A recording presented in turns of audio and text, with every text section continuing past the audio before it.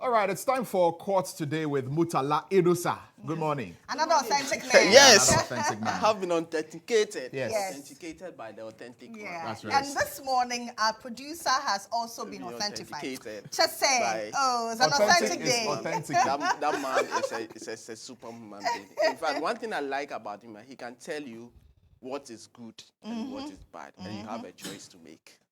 Like I'm The way you're authentified. Absolutely. Yeah, So authentic man. Super. Make you look like a Get classic authentic man. each day, every day, every day. You see, it looks like all the guys here are beginning to get authentified by authentic man. Because he is so good. Follow who no road. I am jealous. You are jealous, eh? Maybe one day we Authentic, need to introduce take me Lily there, to yes. authentic. I am jealous. You'll be Anyway, so let's look at some of the things that happened in court last week. Absolutely. And then we'll dovetail into the cases coming up today. So one of them was the GMO case. Yes. So they want us to accept GMO. But is there anything wrong with have you gone to the market to buy GMO foods? Are you able to identify them when you go to the market? How will I know what is GMO? Unless and it's what labeled, is you really will not know that this is genetically But elsewhere, modified. they actually label it genetically modified food. Yeah, so you can tell. So that was a challenge with the applicant here, Food Sovereignty Ghana, and it looked at the fact that Ghanaians are taking GMOs. They are not labeled when you go to the market. You don't find them. They are also saying that the processes in which the National Biosafety Authority is taking to commercialize it in the country, it's not that people are not aware. The education is low. But judgment was on Friday, and Justice Barbara Tetechawe was of the considered view that the applicant herein did not, as it were, produce enough evidence to substantiate their claim. For that matter, the application is refused or dismissed. Now, but let's hear from lawyer GHOne Amanti, who represented the plaintiff in the matter. He said, what? GMO cry abwaben. Do we know of it? Let's hear from him. There's also another consequential orders that they must go and sensitize and educate the public. On this point, you can see that the court has missed the issue. The court says that we couldn't substantiate that they have not done enough public education. But I want to ask you as journalists, and respectfully even ask the president of this country, that when he goes to Achimabuaka, he should do a survey to tell us how many of his citizens in Achimabuaka know that there's something called GMO around them. They don't. Her ladyship herself, she can go to her village and make a sample and ask her villagers whether they know about anything called GMO. They will tell her, my lady, we don't. So the fact that the court said we did not substantiate that enough education has been done, that is the judge's view. And in court, if the court says that we did not establish or substantiate that, that is fine. But what is the reality? The reality is that you as journalists speaking to me today, do you know that there's anything called GMOs in Ghana? It's about those of you who do the research. 90% of our citizens don't know anything called GMOs. It's a fact. It's the truth. So the fact that the court said we did substantiate it's not the reality. The reality on the ground is that Ghana for the brain idea for the GMO. Come on, market, come shopping malls, come baby say any GMOs, any abua bang den. So the reality is that we have not educated our people. The reality is that we have not sensitized them. The reality is that they don't know anything about it. Like the court just said, somebody came to stand in the witness was saying that Nigeria copy is already here. How many of us know that Nigeria BT copy is already here? And the court has dealt with that and has sent a caution and a warning to the NBA that if this is what is happening, then it means that what you are doing is wrong. It means at a certain point, the plaintiff's claim is right, that you have not sensitized the public. We don't know that Nigeria BT copy is on the market. So it's a mixed ruling. But the conclusion is simple, that the plaintiff has won for Ghana. It's Ghana that has won. Because today, you and I will be clear in our mind that if there is any GMO on the market, it must be made clear to us that this product is GMO, this is conventional. If GHOne Amanti, I want to eat GMO soya, I'll go and buy it. If I don't want it, I walk past it. But I tell you, when we start labeling GMOs in this country, no Ghanaian is going to buy GMOs. Our ancestors have eaten our conventional food and will continue to eat conventional food until thy kingdom come. Right, so GHOne Amanti then? Yes, so he said the education on the ground is not enough. So people do not know what GMO is. But the court, in its judgment, made some consequential orders and said, look, the National Biosafety Authority is to take steps to label all GMO products on the market. Adverts will publicize the names of all GMO products and also carry out some sensitization exercise in the areas where GMO products are expected to be. But let's hear from the plaintiff in the matter who actually went to court, Food Sovereignty Ghana, in this matter. Conduct anecdotal surveys to prove that most Ghanaians have no idea about GMO. So the court today has ruled that all GMOs must be labeled in Ghana. That means the GMOs languishing in the malls, the GMOs in markets. If you go to buy wache and there's Nigerian GMO in that wache, the court has said that that should not happen. This is a victory for Food Sovereignty Ghana. We've been in court for 9 years now. We are happy that the judiciary has seen this very important part, which is backed by the international law, the Cartagena Protocol on Biosafety, which demands that you must educate the public.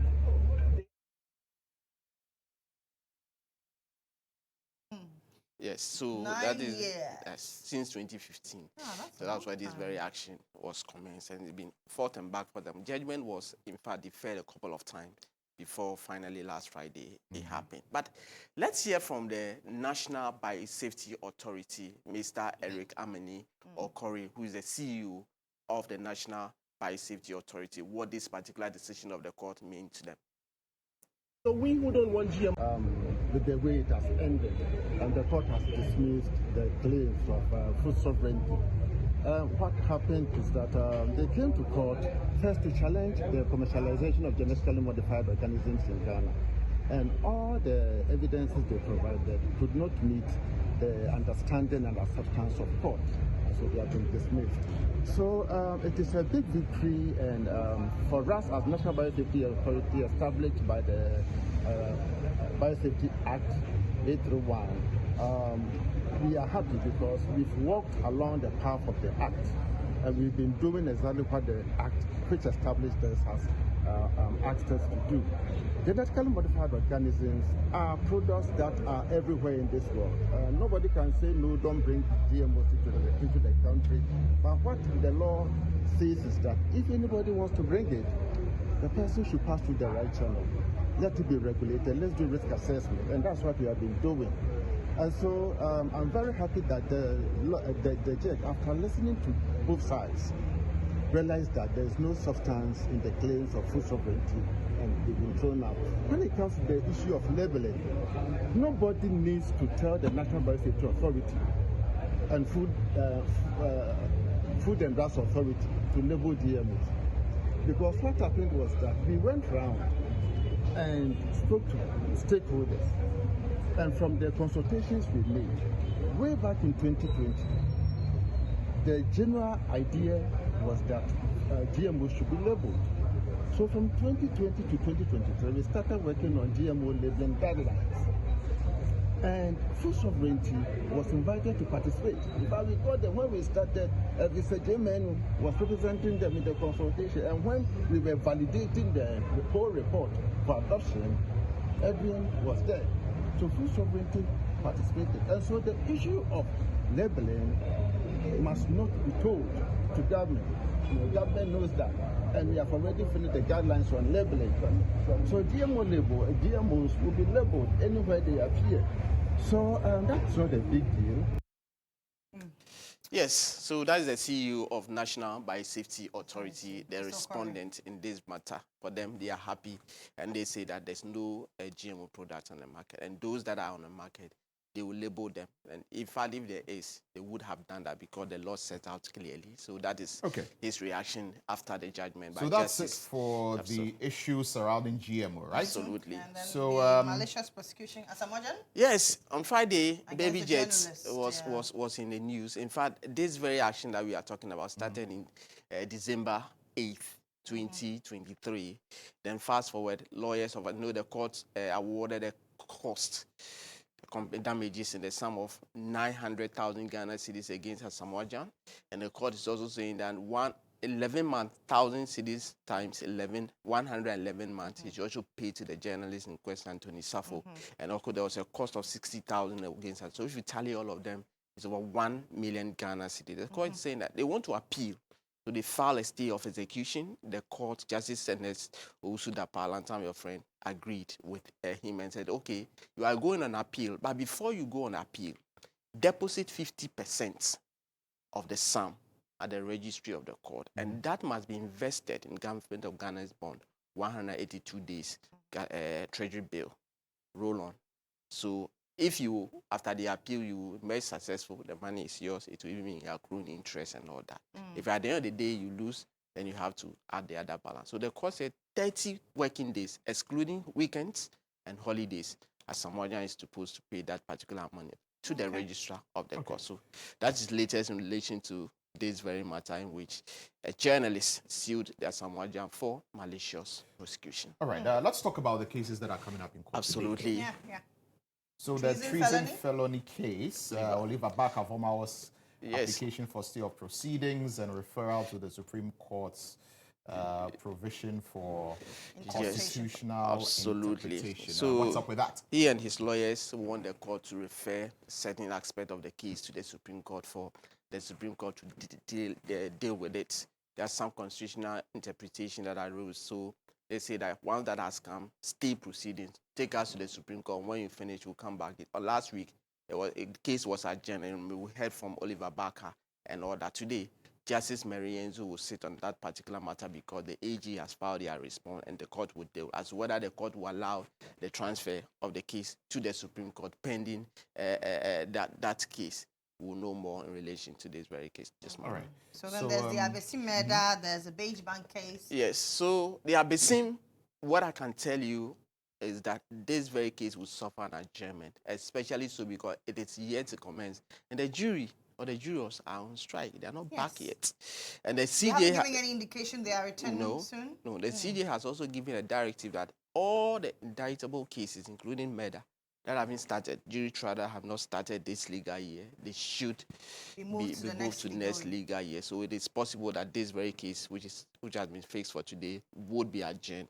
And so the other case, Bench Bank, yes, today we expect the 7th defense witness for Michael Nyeneku to be in court. So 7 out of 61. Yeah. So we still have a lot more, 64 more to go. So that is what 54, absolutely, more to go. So that's what we expect from the witness. And then the Cocoa Board case, that's the yes. final one we expect. The 4th defense witness for Seydou Agongo is still in the witness box giving evidence. So today that will continue before Justice Abuaje Tando.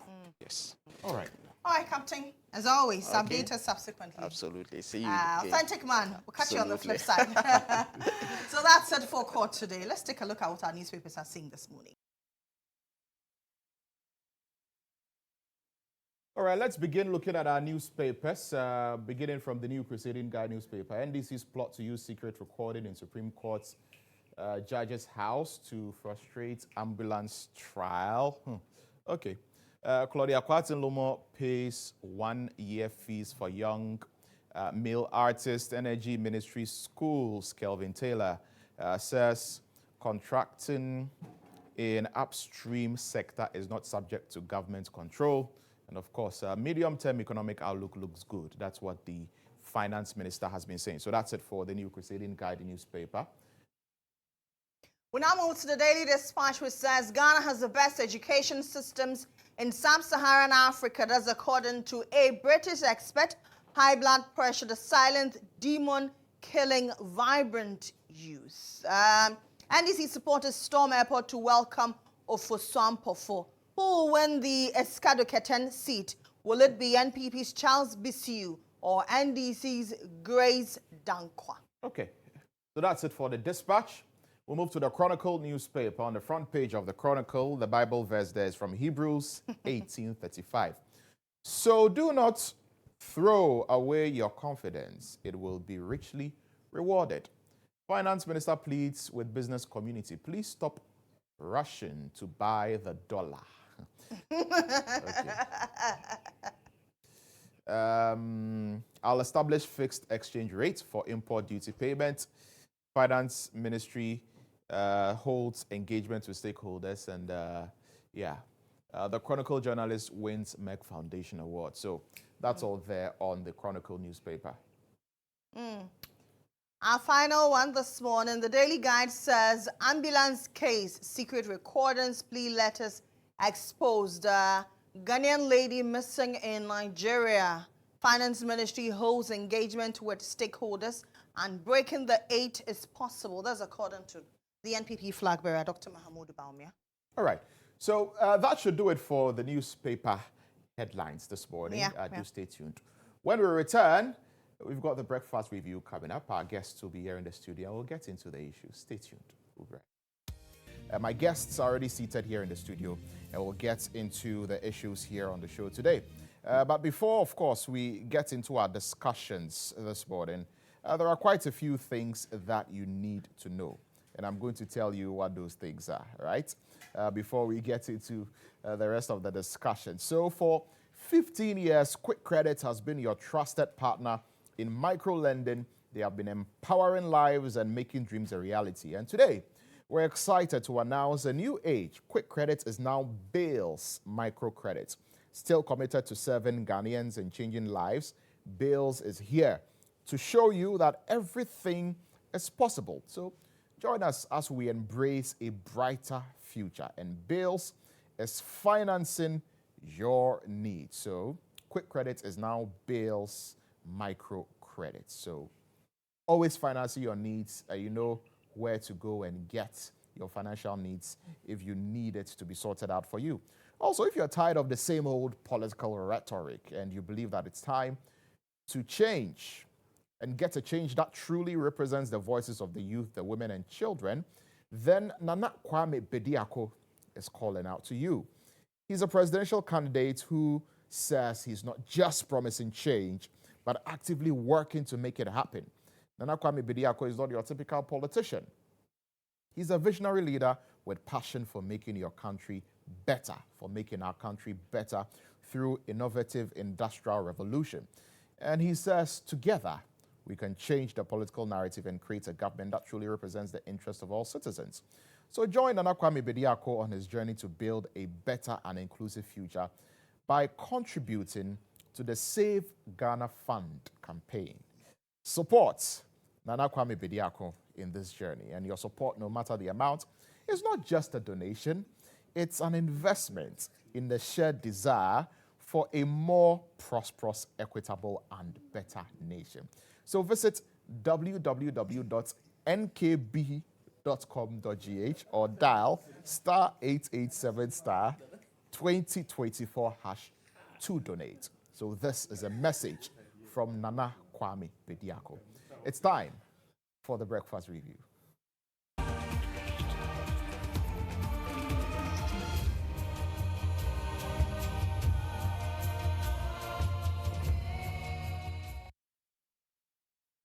All right, so it's time for the breakfast review segment. Like I said, my guests are here in the studio.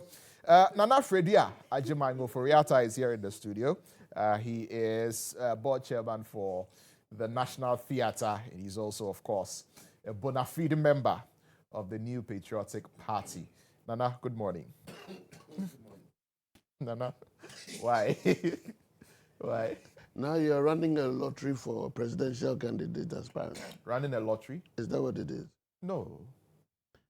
It's a fund that he has set up. You don't win something. So you contribute to help fund the campaign. So that he becomes president. Yes. That's I mean, this is something which is done, elsewhere in the world. That's a lottery.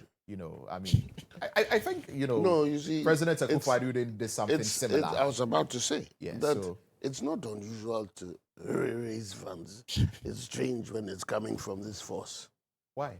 Where's his credibility? Well, for me to trust telling you about when I invest in him. Where's his credibility? All the people, he's telling you about the things that he all will do. the forerunners of our elections this year have a record people can track. If you go to Mr. Mahama, you go to Mr. Chemating. Yeah, that's correct. You go to Alhaji Baumia. You see, we must be serious. That's correct.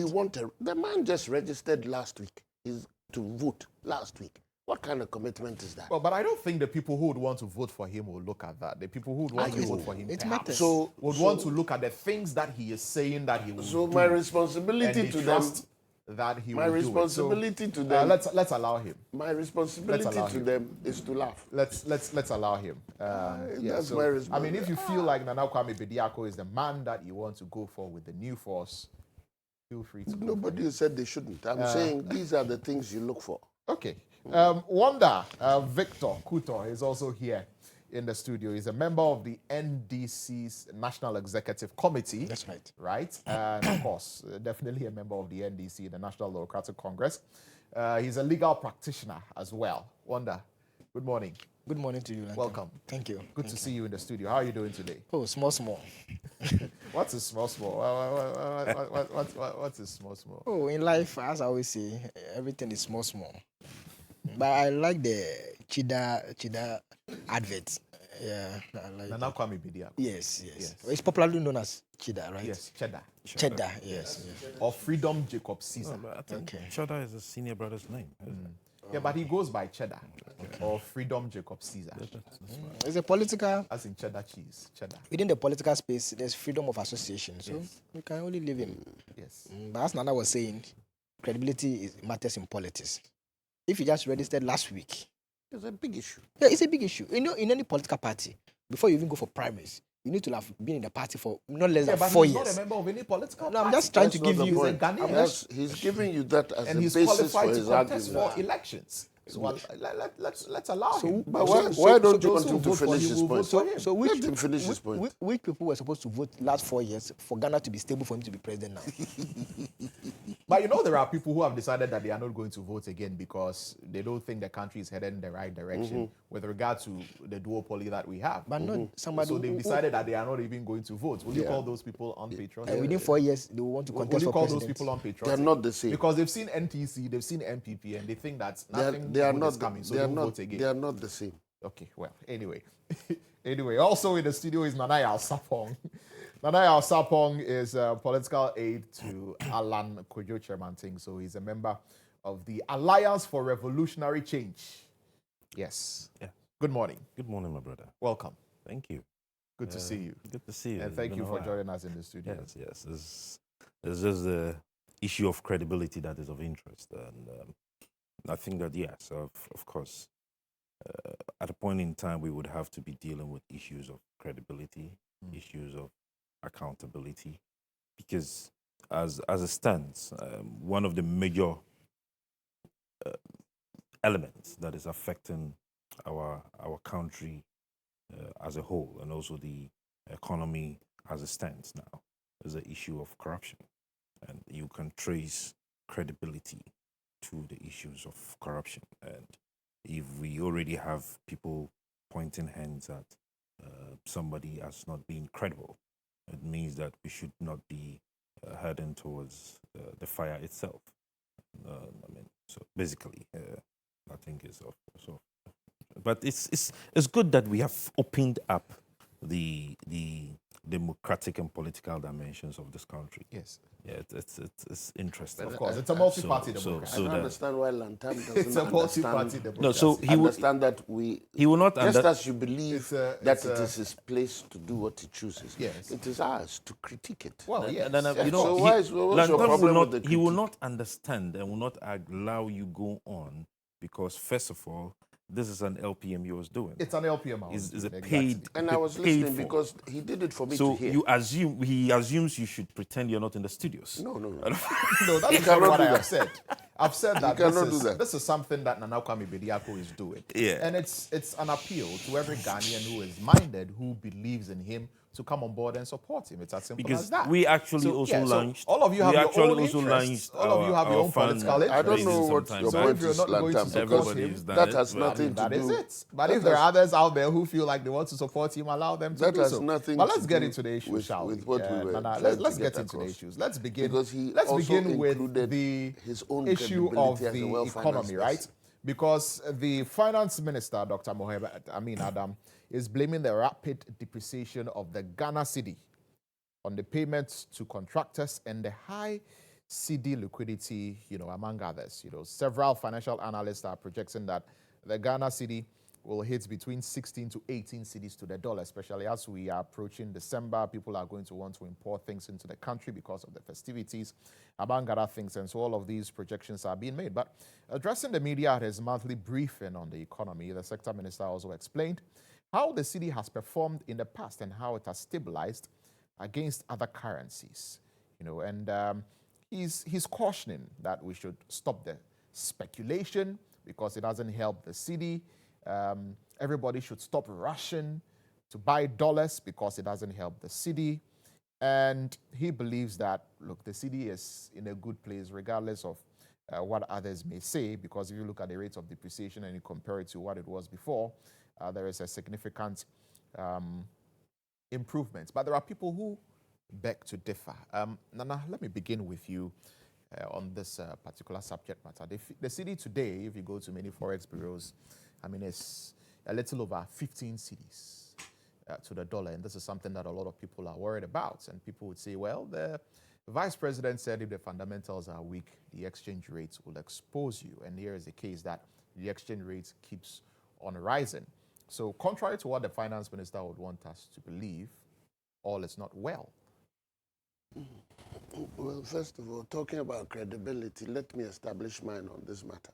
I'm not a finance expert. I'm not an economist. I still struggle to understand the mechanics of how Forex is supposed to work. Right. I go with the basics that everybody goes with. When I read the article in order to understand what the minister is saying, I think it's very clear. First of all, he doesn't hold it on the contractors alone per se. But what's the reality about the contractors? They must be paid. And when they're paid, they're probably catching up on some outstanding debts. It may include dollars, and so the demand on it will be high. That's an assumption I'm making.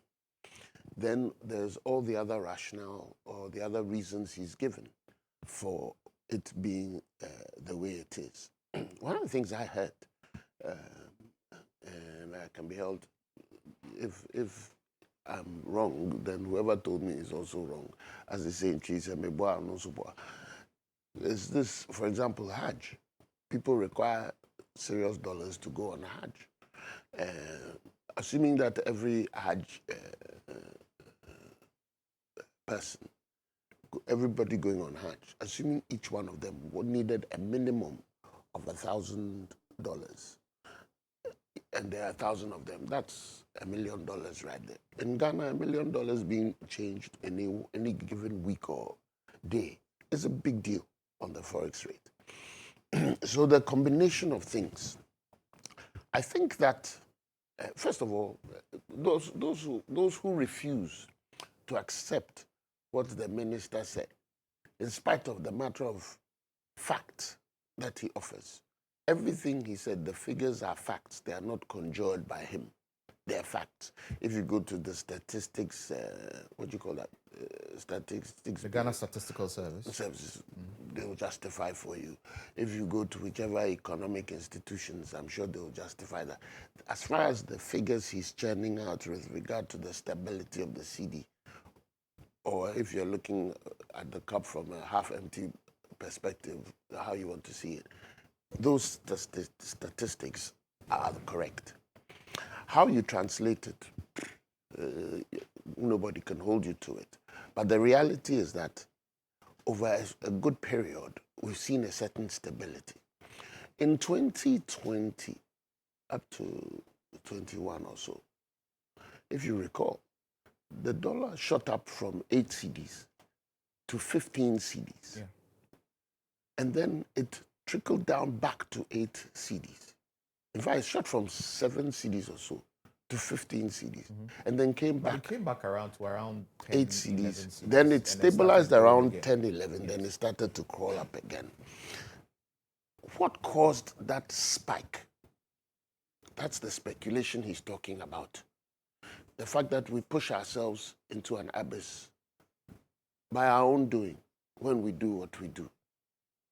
We have no confidence in our own money, and that has nothing to do with any particular government. I think it's to do with our character. We don't have confidence in our own money. We don't have confidence in our own products. We're always talking down ourselves and our products. So when somebody has some money, their first thing is to buy a suit from Italy instead of going to your man in Kumasi. And that's the problem we have. I think that there's a certain angle for politicking, but we have a bigger situation as a collective to develop a culture of trusting our own products, trusting our own money, trying to build our own economy. There's a question that I asked recently. I thought about it somewhere in January, and when I pose it, people rush to answer it in the most simplistic manner. Oh, we need roads, blah, blah, blah. But that's not the answer to the question I'm asking. The question is, how do you want our development to be? How do you want it? It's not about the roads or the schools or the health facilities. It's about this maintenance, sustenance, and growth. So how do you want it? And if we're not interested in, and that's where President Akufo-Addo, right from the get-go, made this particular statement, and I translated it to mean exactly what, be a citizen. If we're not prepared to deal with some of these things as Ghanaians for Ghana, Lantam, Mohammed or Jesus Christ will come and be president. The city will continue to depreciate. So I think that we should, yeah, like I said, you can do the politicking if you like. Can't stop you from doing that. But there's a certain reality in his comment about Ghanaians. If we don't slow down and think through that and act the right way, it's going to take us a long time. Right. Wanda, let me bring you, into the conversation now. The cedi has not done well against the dollar, but the finance minister says it is relatively stable. And if we were to change certain attitudes, then it would get better. The speculation, rushing to buy dollars, among other things. You agree? Okay. Thank you very much. Good morning to yourself and our viewers. I must say that when it comes to the dollar and then the cedi issue, I will look at it from two angles. One is the individual problem, and the second, the governmental failure. Over the weekend, we're in Tamale. We had this program with the Assemblies of God, a dialogue. During the question and answer time session, one of the pastors asked the former president, and in his question, he said that, look, he has been to India, and that from the India airport to where he was going to, he couldn't purchase any food. The only reason was that he was having dollar. And because of that, because he was not having the local currency, the Indian local currency, he was struggling to get food to eat. And to quote the pastor, he said that in Ghana, we over-celebrate the dollar. He talked about Togo, that he was in Togo quite recently. He was struggling to get a place to even change his dollar. Again, he said in Ghana, we over-celebrate the dollar. One would be tempted at that point to say that, oh, that could be the reason why the cedi is not performing. Yes, you'll be tempted to accept that on the face value. But inherent in that challenge, there are bigger challenge. For example, if the cedi was doing well, do you think Ghanaian businesses will quote their figures in dollars? So it may not be necessarily that we celebrate dollar, but because of the challenges that we had. President Nana, when he was then campaigning, had a problem with cedi to dollar being 2:1. He had a problem with it.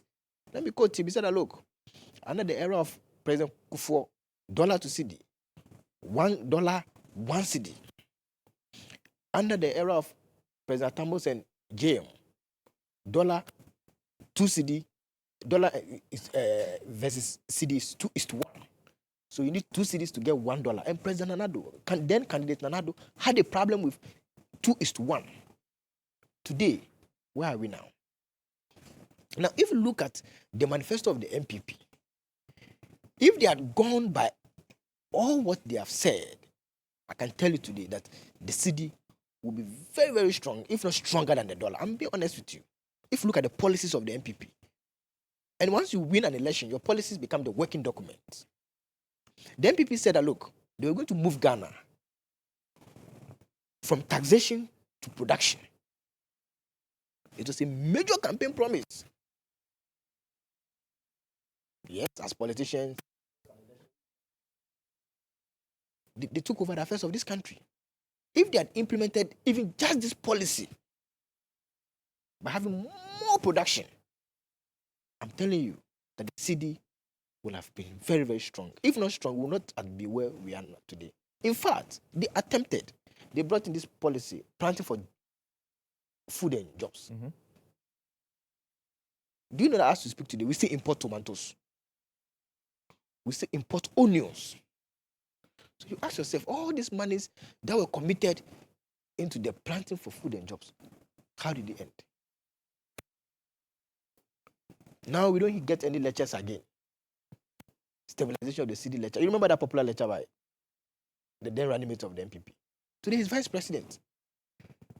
Sadly, he doesn't even talk about the economy again. Now everything is digitalization. Everything. Who would have believed some 8 years ago or 7.5 years ago that under Nanado Baumia, dollar versus CD will be 15:1? Who would have believed? Because they had issue when we were leaving power. They had issue with dollar being 3 CD. Dollar versus CD, they had serious issue. Today, it's over 13 cities. And this is not politics.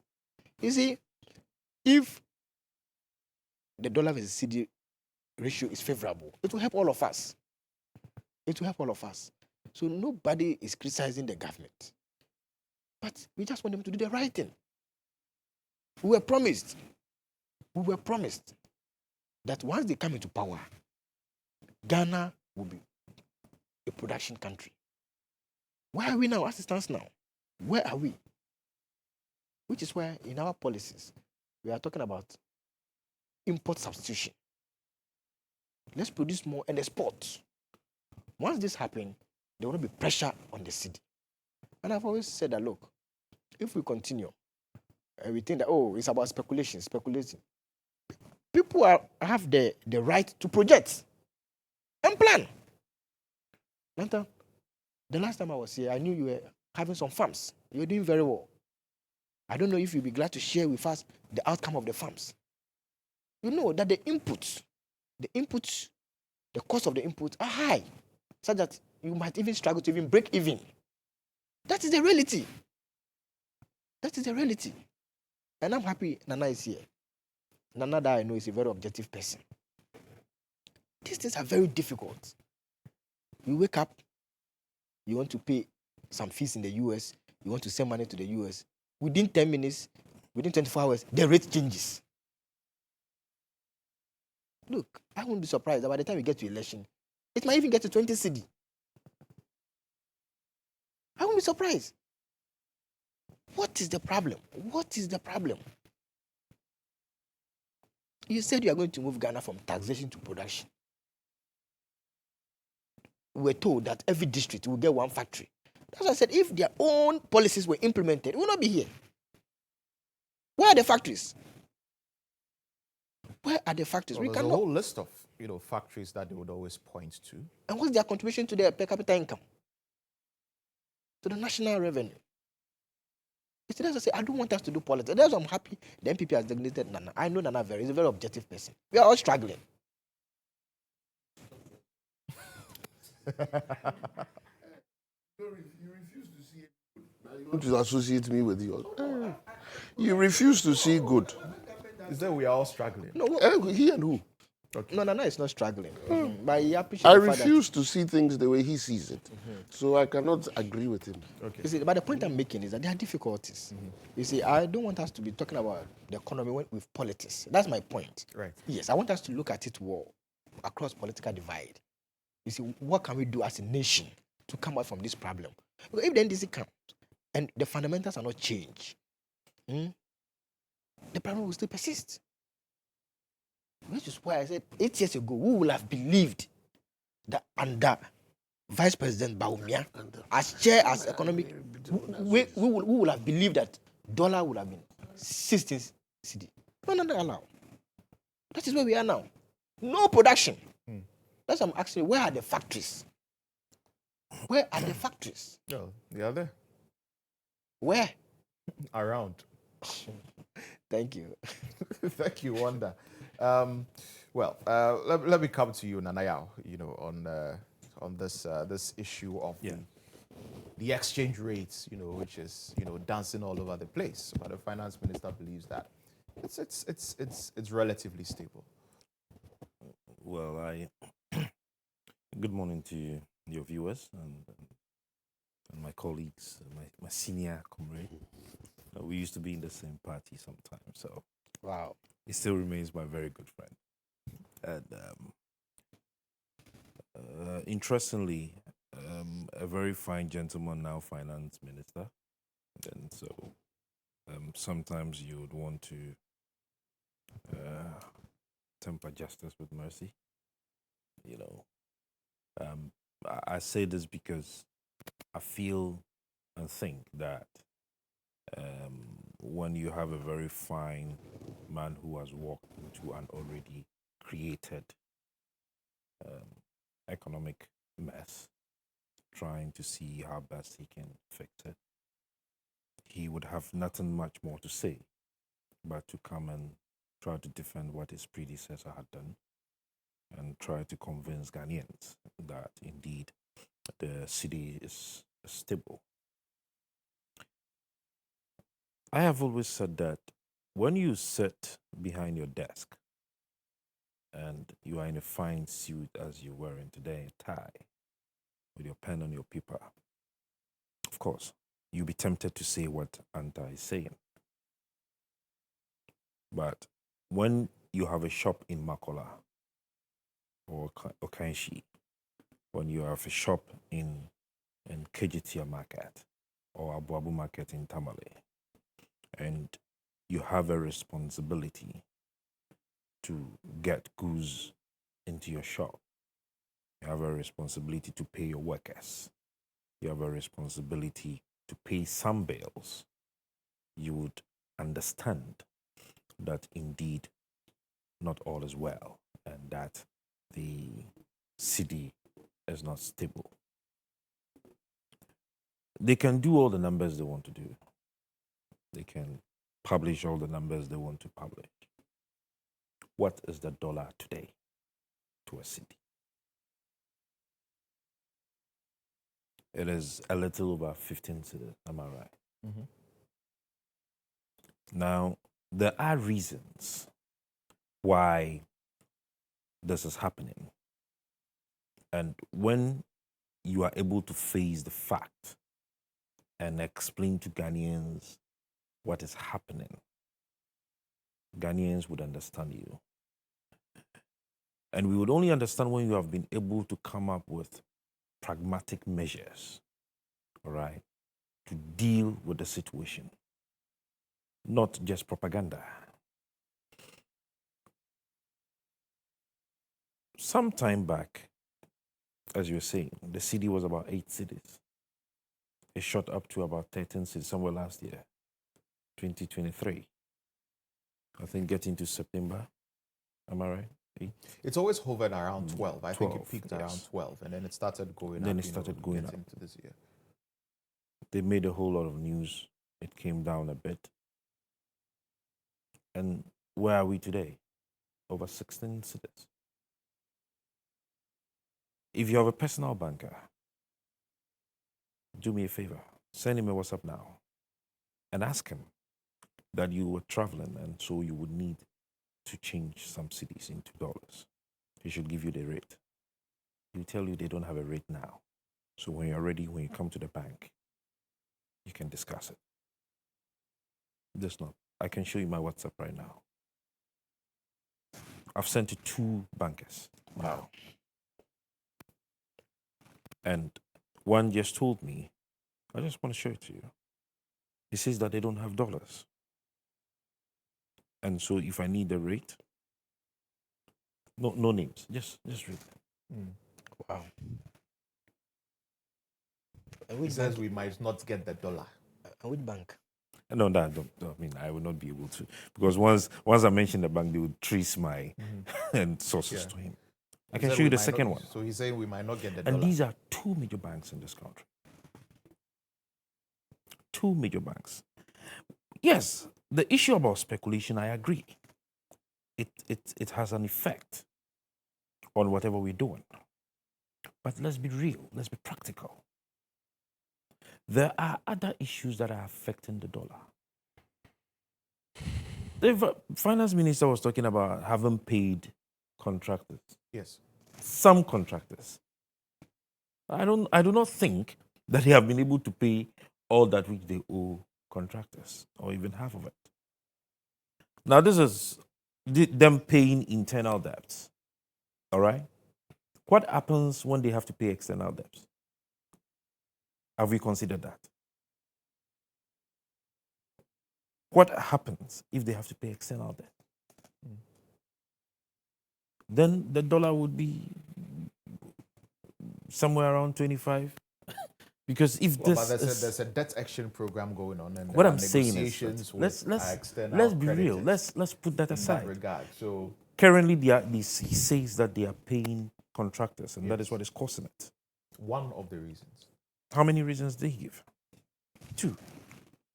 Paying of contractors and speculation. Who is causing this?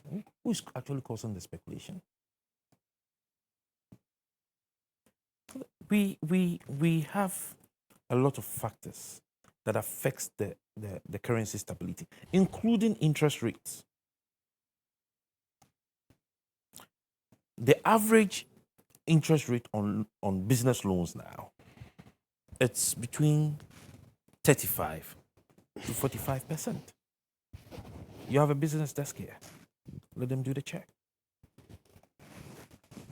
And so you think that this would not have an effect on your exchange rate? Of course, the economic fundamentals Alaji spoke about some years back. Indeed, when the fundamentals are weak, the exchange rate will expose you. And that is where we find ourselves. I'm happy that we all agree that we should be able to encourage the consumption of made in Ghana products. Fair enough. I mean, when Alan Chomantin was Minister for Trade from Kufuor's era, he has always encouraged that.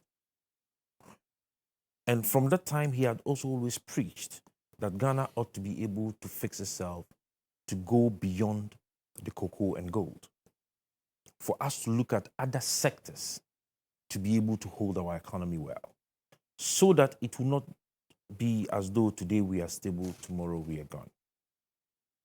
As Minister for Trade, as part of the policies, he was able to put together this automobile development policy, which attracted about 5 automobile companies that are assembling cars here. All right. Do your checks well. How many of our ministries and agencies and departments go to these automobile industries that assemble cars in Ghana here to purchase their vehicles? They all still go to the Dubais and to the Japans to import, and South Africa to import cars. Is it not the same money that we're taking out?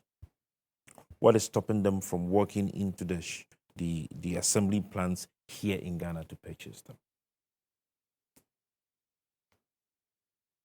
We're talking about consuming made in Ghana. Look at what is happening with Paulugu. Payments made when nothing is on site. That project is in 3 phases. One of the phases is to provide irrigation to farms around, so that these farmers will be able to grow tomatoes and other vegetables to feed into the factory. Am I right? Good. Now, it only happens when they've been able to feed the factories and there have been productions that Ghanaians will be able to buy. Now, they are not only going to sell into the Ghanaian market, but they are also going to export out of the Ghanaian market, per what we have, the documents we have. to be able to attract or allow in inflows. That is one part of it. We have companies in Ghana that are suffering. And I don't know if you've gotten a copy. I'm just wrapping up. Yes. If you've gotten a copy of our Great Transformational Plan, The GTP. the GTP. Now, if you look at the aspect of the economic cluster, one of the main issues has to do with currency stability. We made some proposals.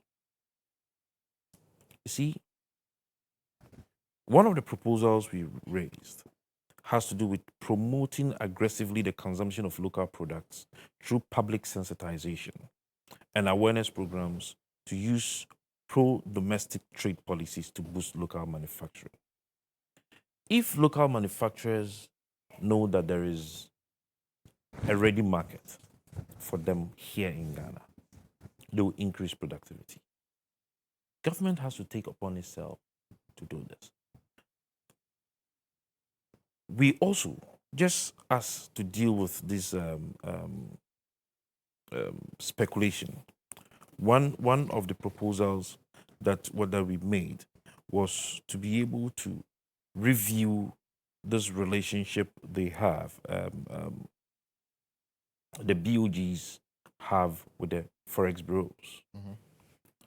There should be a proper strategic plan to regulate that market. Whether or not they have an influence.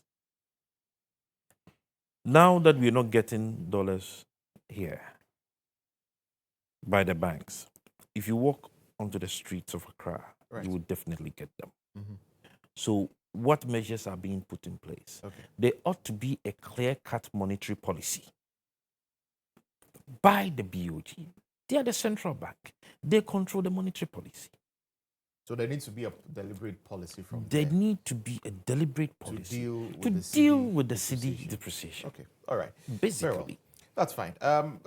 We'll need to move on. We'll need to move on really? and deal with some other issues. Sure, but let me come back to you, Nana, for a few 2 minutes to wrap 2 up minutes on the subject is matter. ample time. Yes.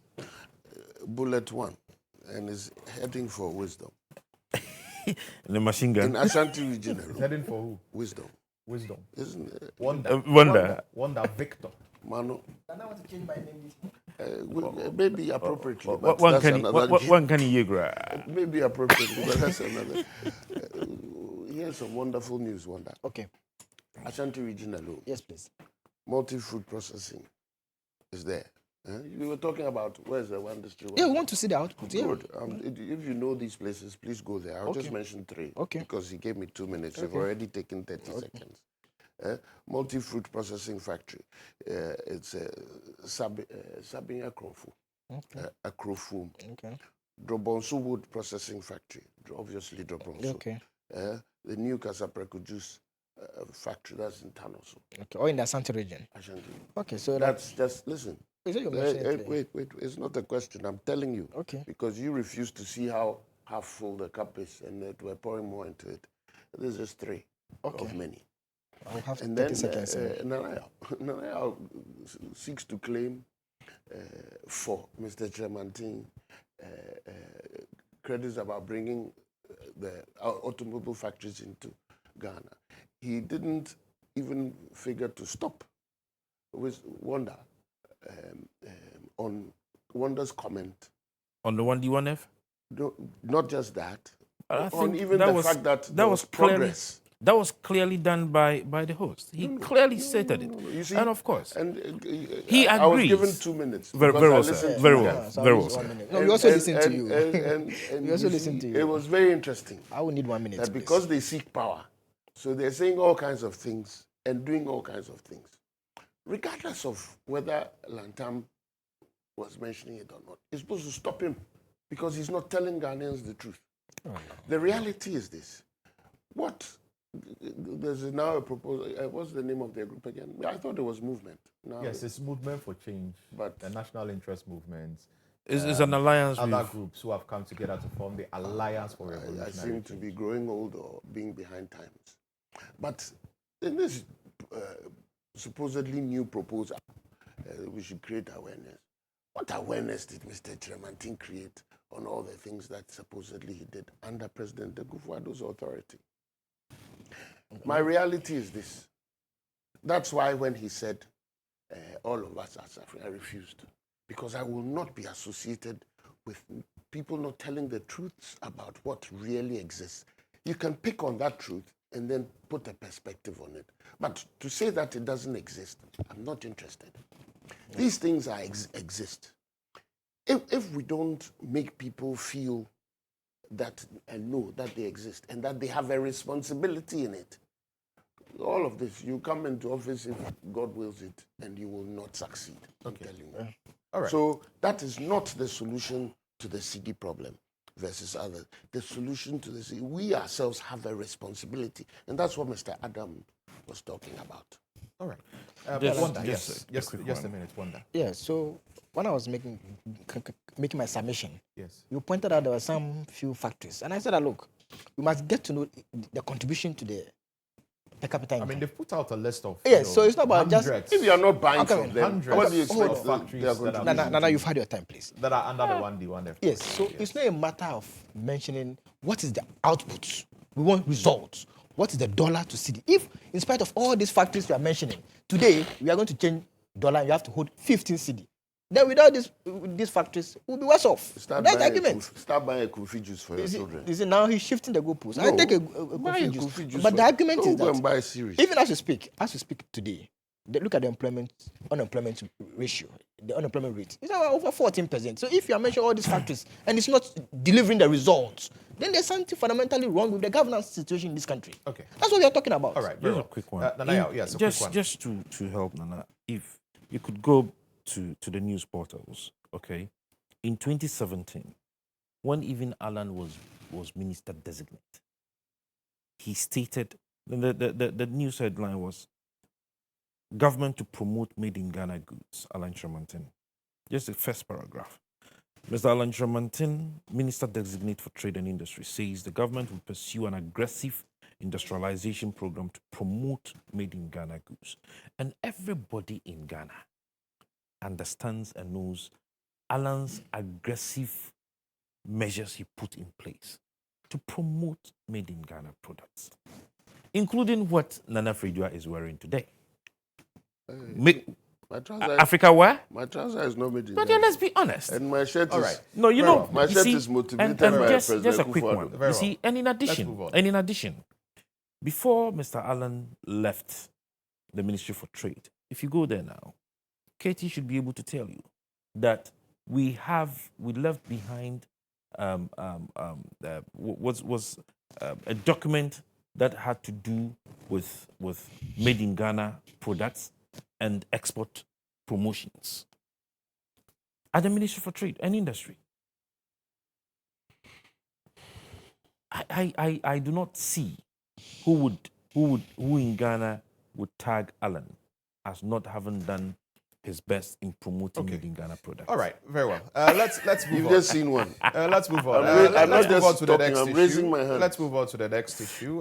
He did it. And I'll begin with you on this one, Nanaya, because this has got to do with one of the members of your alliance, or should I say the movement for change, now Alliance for Revolutionary Change, because of the collaboration. Hupsin Adoye, released by the Dansoman Circuit Court after executing bail conditions granted him after pleading not guilty to the charge of publication of false news. All of this is coming because he made certain comments that he detonated dynamite in the Volta region during the 2016 elections. And so he was picked up by the police. You know, I've heard members of your alliance, you know, say that this was diversionary tactics, this was uncalled for, this is political persecution, among other things.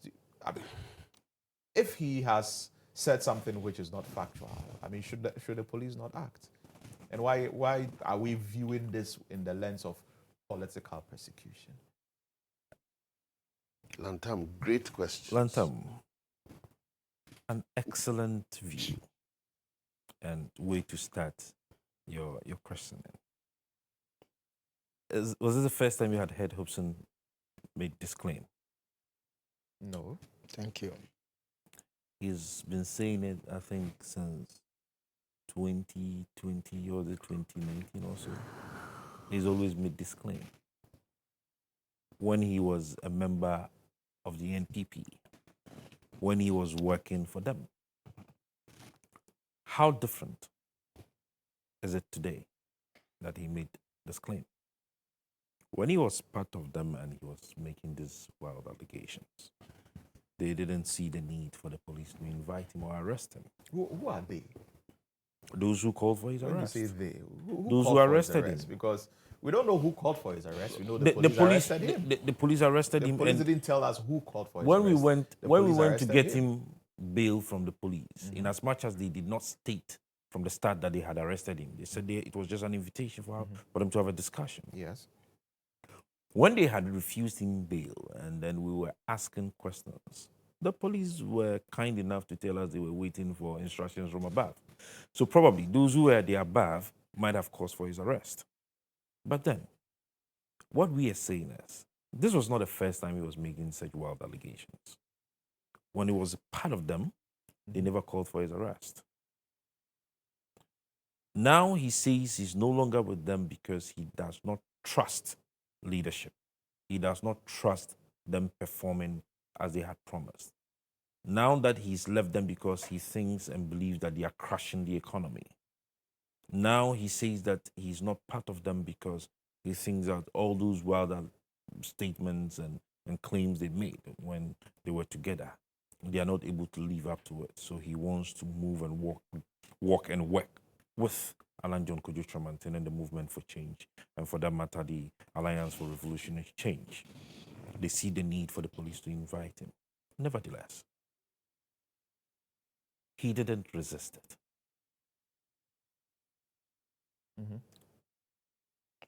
The charge they gave him the following day, after putting him behind bars without a charge, was the publication of false news.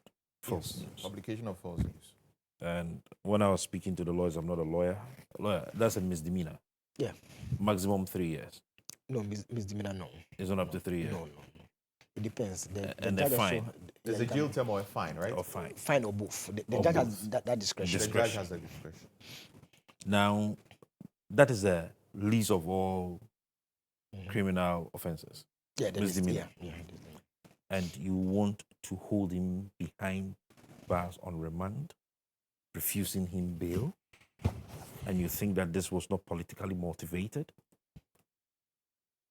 Well, he was at the counter back. That's He what was we're not told. at the counter back. We're I told was that at he the police. Counter back. Listen, first of all, I heard Yawabia someone say they put him at the counter back. That's what I heard. that was when they Wabia were someone said. that was when they were at the Central Police. Yes. They first At of the all Central went to the police headquarters.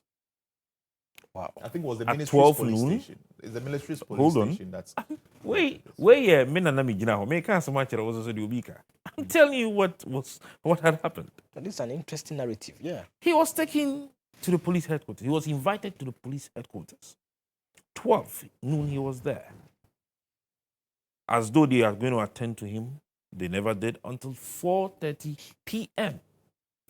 After they were done with him, without any charge, they transferred him to the Central Police Station. Yababi wanted to get him bail. They said no.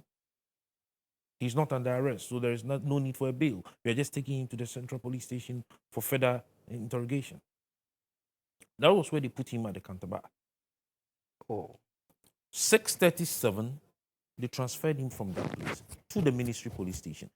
At the Ministry Police Station, he didn't do up to a minute behind the counter. He was pushed straight into the cell. Wow. So you think that he slept behind the counter back till the following day? One time now I said, okay. It's serious. Just like that, without a charge.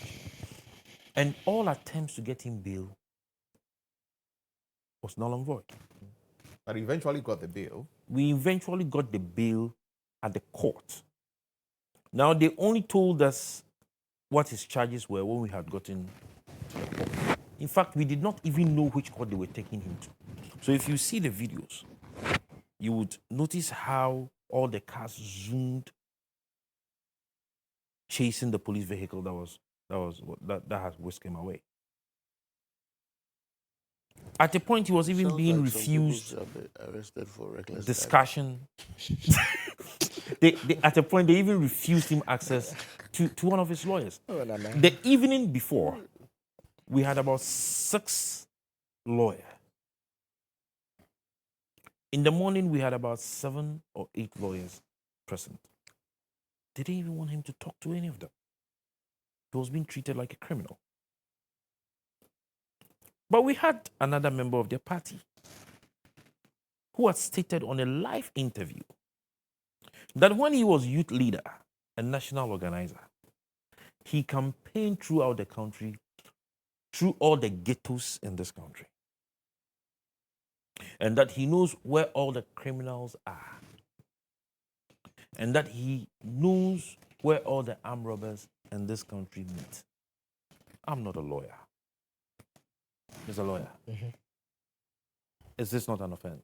It can be to some extent. I mean, but if he just says he knows, I mean, that means he has information. He's not committed any crime. And then But he one says motion that the lawyer it said- is not in No, his. If you look at 29, if you conceal, If you conceal that you it can be an offense. Conceal. Yes. If you conceal what? Information. Yes, if Like this? if there's But an has he offense. concealed information? He just told you, you know. No, if you know So what if I- criminals are, so And Ah, he if you know says where that criminals- it is not in I mean, his. just it is not with him. if you know where criminals are, Inform the police. You know that where to police know where find these criminals people. are and they let them go. So I mean, let's just for education purposes also, because this is very important, right? I mean, if I come and say that I know where people sell weed. On national television, I sit and I say I know where people sell weed. Have I committed a crime by saying that? you have a know? duty to Isn't prevent it a You felony. have a duty. by saying that, okay, I went and detonated dynamites in the Volta region, right?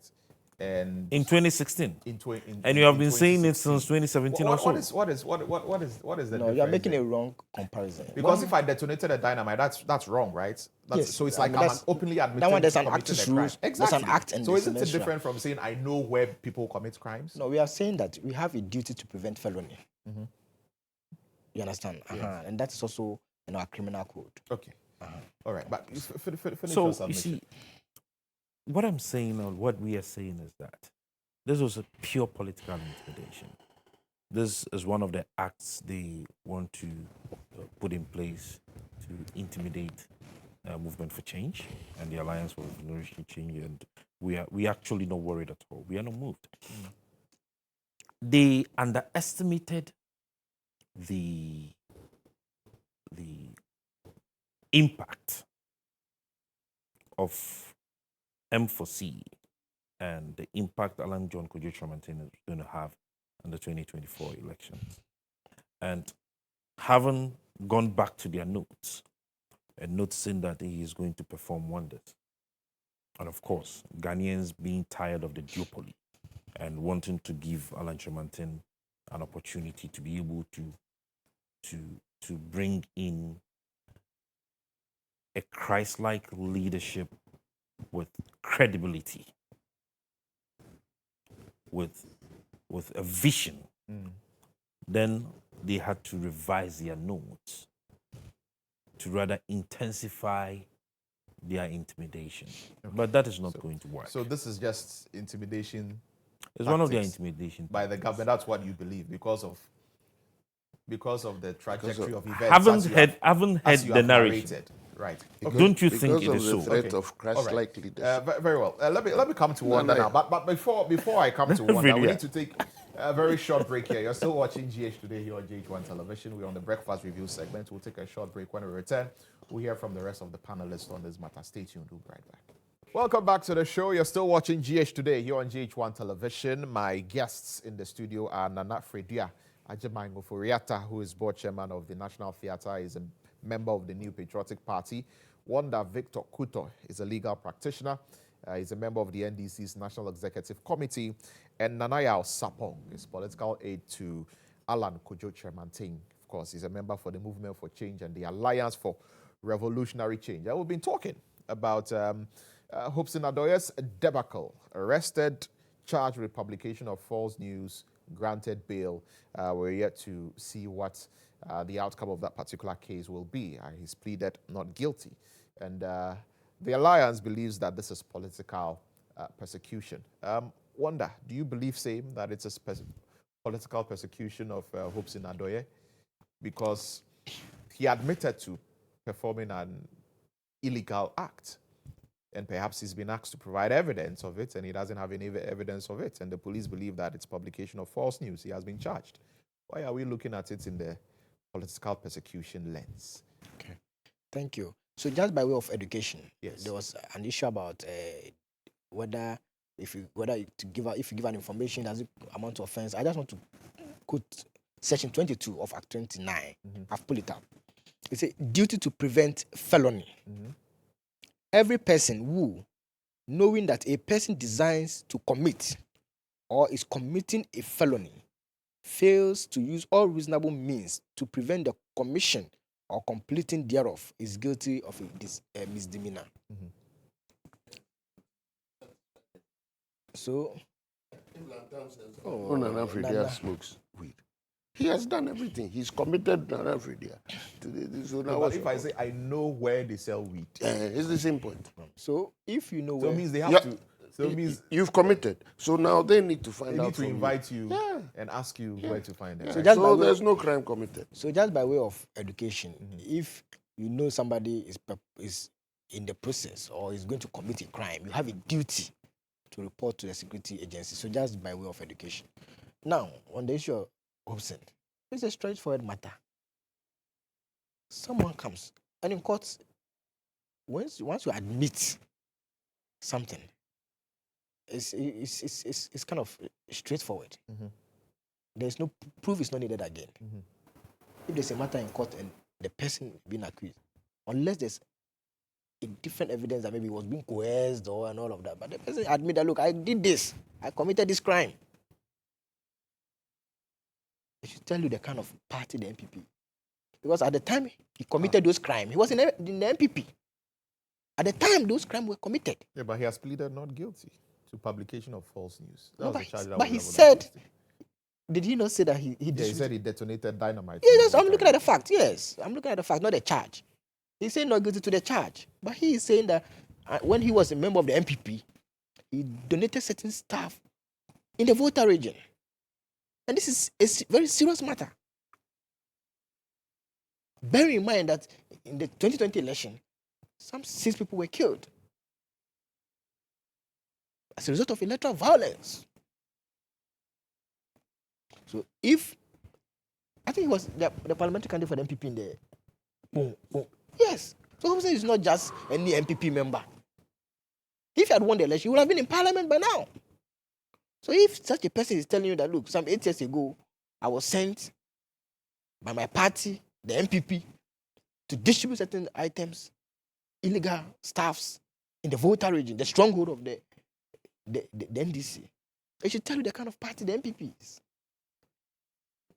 And this is the time that the Peace Council, this is the time. We don't wait till election when there's challenges, difficulties, or 3 days to election, a week to election, then we'll be asking that they should sign peace pact. Somebody is giving you these revelations. Why won't the police start investigating the MPP? Is that their modus operandi? Is that how they operate as a political party? To be distributing what? Dynamite. Is that how the MPP operates? This is serious. Lantam, how many people died in the 2020 election, please? Can you help me? How many people died? No, there are reports of about 8 people dying. 8 people died. But that's not in relation to the dynamite's detonation. And I just want you to know the electoral violence. The dynamite happened some 8 years ago. I just want to know how things have followed. If 8 years ago dynamite were distributed, will you be surprised that 4 years on, 8 people died in an election? Will you be surprised? And look, going to the 2024 election, that's when the security agency has to start investigating the MPP. Because the man is saying a former parliamentary candidate of the MPP said that, look, I was taxed by my party, the MPP, if not for the fact that the Honorable Lantam wasn't happy with the internal primaries of the MPP and had decided to move away from the MPP. Do you think all this revelation will have come out? And this was somebody who was appointed as the national security person at the airport. These are serious matters. Hobson was appointed. Was it the deputy coordinator or something at the airport? I remember he had some appointment. Can you help us? He was appointed as some security capo at the airport. This was somebody who was distributing dynamite. Now in charge of our airports. That should tell you the mentality of the government. So you are saying that the MPP government needs to be investigated? Yes, because of this. The person is saying that his political party, the MPP, taxed them to distribute dynamite ahead of a major election. Then 4 years on, 8 people died in an election. Of course, not related to dynamite, but I'm just letting you know how the MPP operates. Okay. Even in opposition, they were distributing dynamite. You can imagine what they did 4 years ago. All right. Leading to the death of 8 people up to now. And President Anado wants us, the NDC, to congratulate him. Up to now, nothing has been. We do not know the outcome of the said investigation. We were told that the police will investigate the death of all those. Up to now, nothing. Now we are going to another election. This is the time the Peace Council has to step up their game. Okay.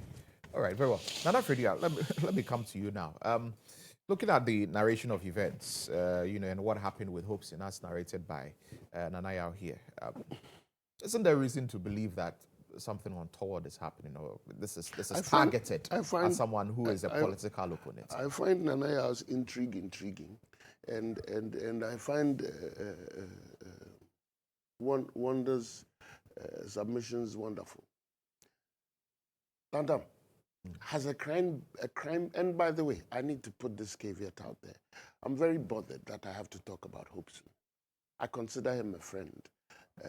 That's beyond, after coming to know him because of the party, I think that when I develop a relationship, it transcends the party. So it bothers me that we have to talk about him this way. I hope he forgives me because I have to be very blunt about what I believe. As far as I'm concerned, he's committed a crime as far as the law is concerned. It's why he's been put to court. The court will determine what has to happen to him. If in this country we're not interested in law and order, then we should forget everything. We should forget everything. Did he make those claims? He did. Did he even go ahead to change the claims on his thing to say that it was firecrackers and not dynamite? So what was going on? And then my brother wants to make this wonderful submission that he was sent by the party and therefore the party. Where in his submission did he say that? Where in his submission? Oh, look at that. Look at that. Propaganda. You're a lawyer. Stop it. Parliamentary This candidates. is law. This is law. Was it parliamentary This candidates? is law. You're a lawyer. Stop it. Don't do this to yourself. It puts your credibility on the line. Where is it going to take us? I have no problem with the arguments about political persecution. Oh, it suits the situation. I'd probably do the same thing if I were in their shoes. But the reality is that this is law. If it were not, the gentleman would have made the case for saying, why are you arresting me? But he was never arrested. He tried to make a case. But he was never arrested. He's pleaded not guilty to the charge. He wasn't arrested. And so why did he, for example, change his thing? Is to now justify where he stands. Let's just make this So point. yes, why not? As it now, there's no crime. No, Why I don't not? to make this unless it's It's convicted. alleged. Yes. Unless it's Because convicted. he Yes, keeps it's saying alleged. crime. There's no crime. Very well. Alleged I'll, unlike you, I'll admit that maybe I should change my statement. Yes, there's no crime. Yeah. Unlike you, yes, I'll do that. You see, because the reality is There's that, no crime. you know, in all the, me, Lantam, I'm sure you've come to recognize that about me. When it's all said and done, if I go home and my son, who is nowhere near voting age, doesn't have a future in the statements we make here, I'm not interested. I don't care which party side you are on. And none of the things they're saying helps my son and his colleagues in the next 5-10 years when they get a right to vote. What are we doing? Somebody has made a statement that could be dangerous for us as a country. What are you trying to tell the people across the border? If you say that you went to Dayton, I don't care, that is my party. What are you trying to tell them? What are you telling the rest of us? So when the thing is put to the table, yeah, you can argue about the politics. Did he think when he was making this utterance? There's a talk about, he said it much earlier. I've searched through this thing all the time that the narratives have been going on. There's no reference to any statement about it being made before this time. And so now, what did the party do? It has nothing to do with the party. Somebody has committed himself to some action that he claims he did. Let's deal with that issue as a way of preventing people from continuing to talk like that.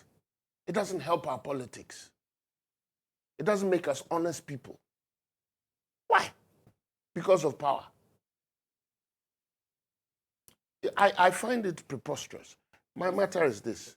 Has the person been summoned to justify his position on the matter? That's what the legal process is about. Let him go through the process. If he comes out clean, then we know that we can all say we should go and detonate firecrackers anywhere, and we shouldn't be worried about it. Yeah.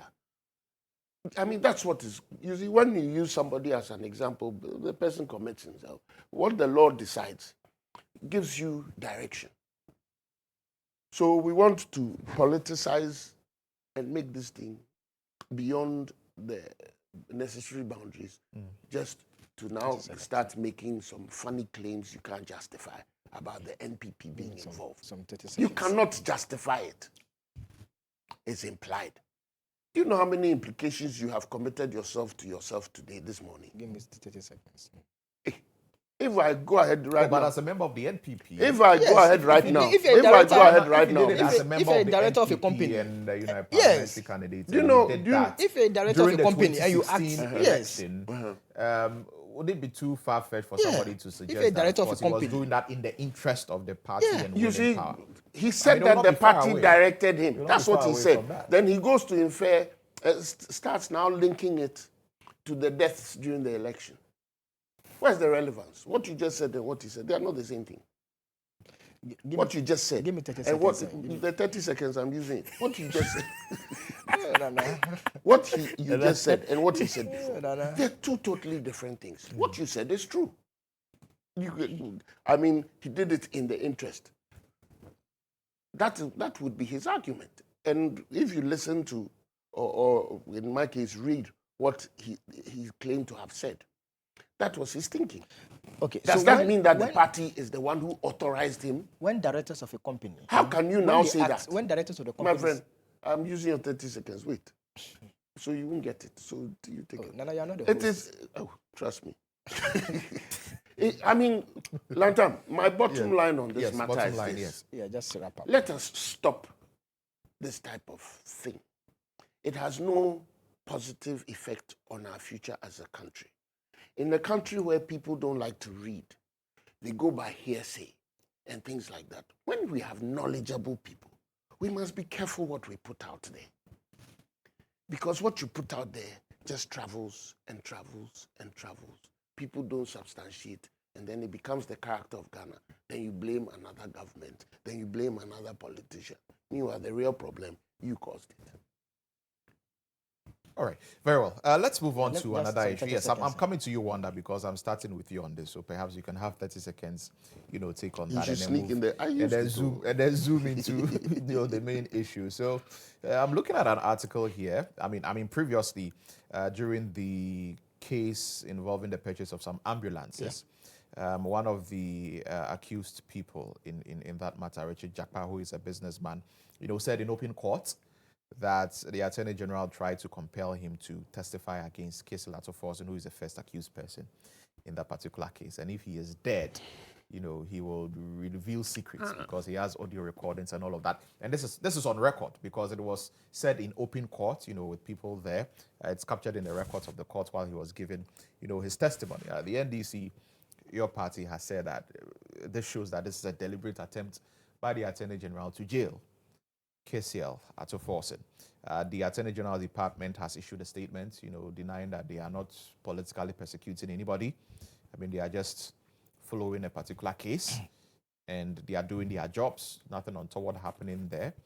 And I'm reading an article here which is saying that there seems to be a deliberate plot to entrap the Attorney General and Minister for Justice by, the businessman.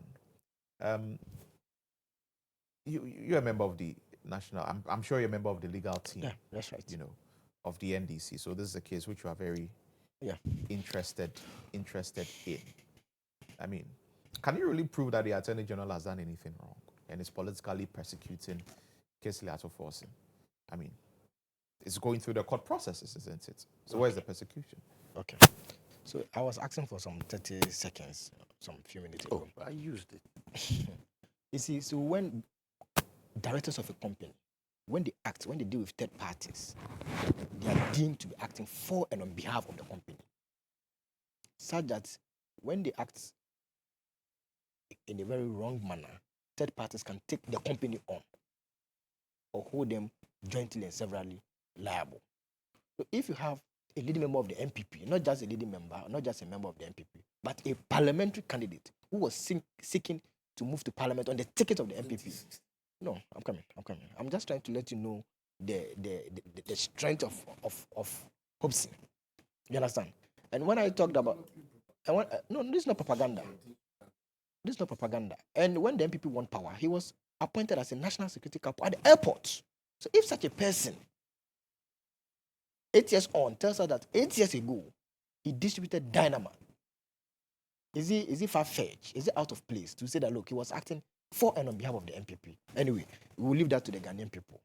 Now, on the matter of the Japa issue, when matter is in court, the judge, the court, look at or considers the demeanor of persons before the court. This includes even the demeanor of lawyers. The demeanor of the accused is also considered. In fact, it sometimes forms part of the judgment of the courts. Because the matter is in court, I'll be very careful in discussing the facts. Mm-hmm. But the last time the court sat, I wasn't in court, but the feedback we had was that during the cross-examination of the gentleman, Richard Jakpa, yes, Mr. Richard Jakpa, during the cross-examination, the Attorney General, Mr. Godfrey Dami, rose up and said that, look, he was not answering the question. Listen, he said Mr. Jakpa was not answering the question, and that all his responses were geared towards to favor the Honorable Atuforsen, the minority leader. That was the intervention by the Attorney General. Then the gentleman said, no, he is in court. He's a potential candidate for jail because he's an accused person before the court. So why will he be speaking for someone else? He's speaking for himself to defend himself. Then that was where he got angry. As I was told, I was not in court. He got angry and said that, look, if the Attorney General should dare him,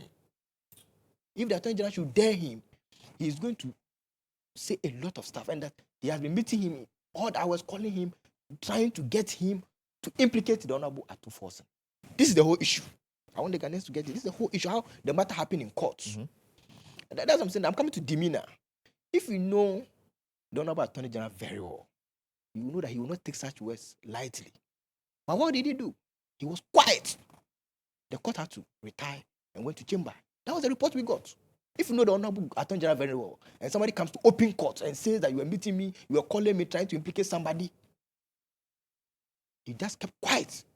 And the demeanor of lawyers are key. The demeanor of accused persons, of persons before the court, are very key.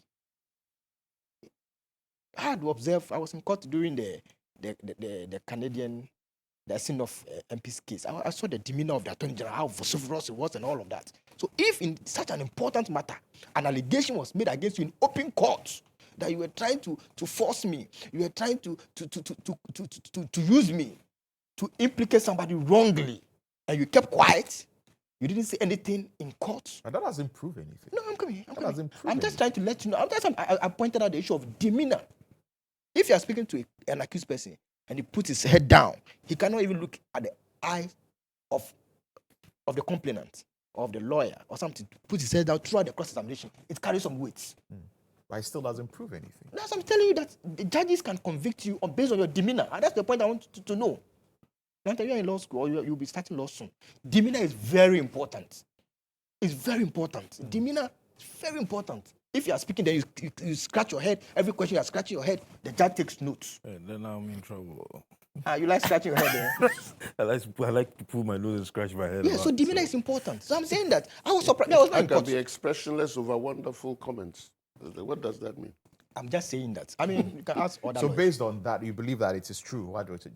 I'm just trying to point out something. It's an observation I've made. Right. That if the Honorable Attorney General, such an allegation was, you see, an allegation was made in open court. Yes. And I deliberately gave the background so that you see the second. It's not that the person just came to court and started speaking. He was being cross-examined, answering questions, trying to defend himself.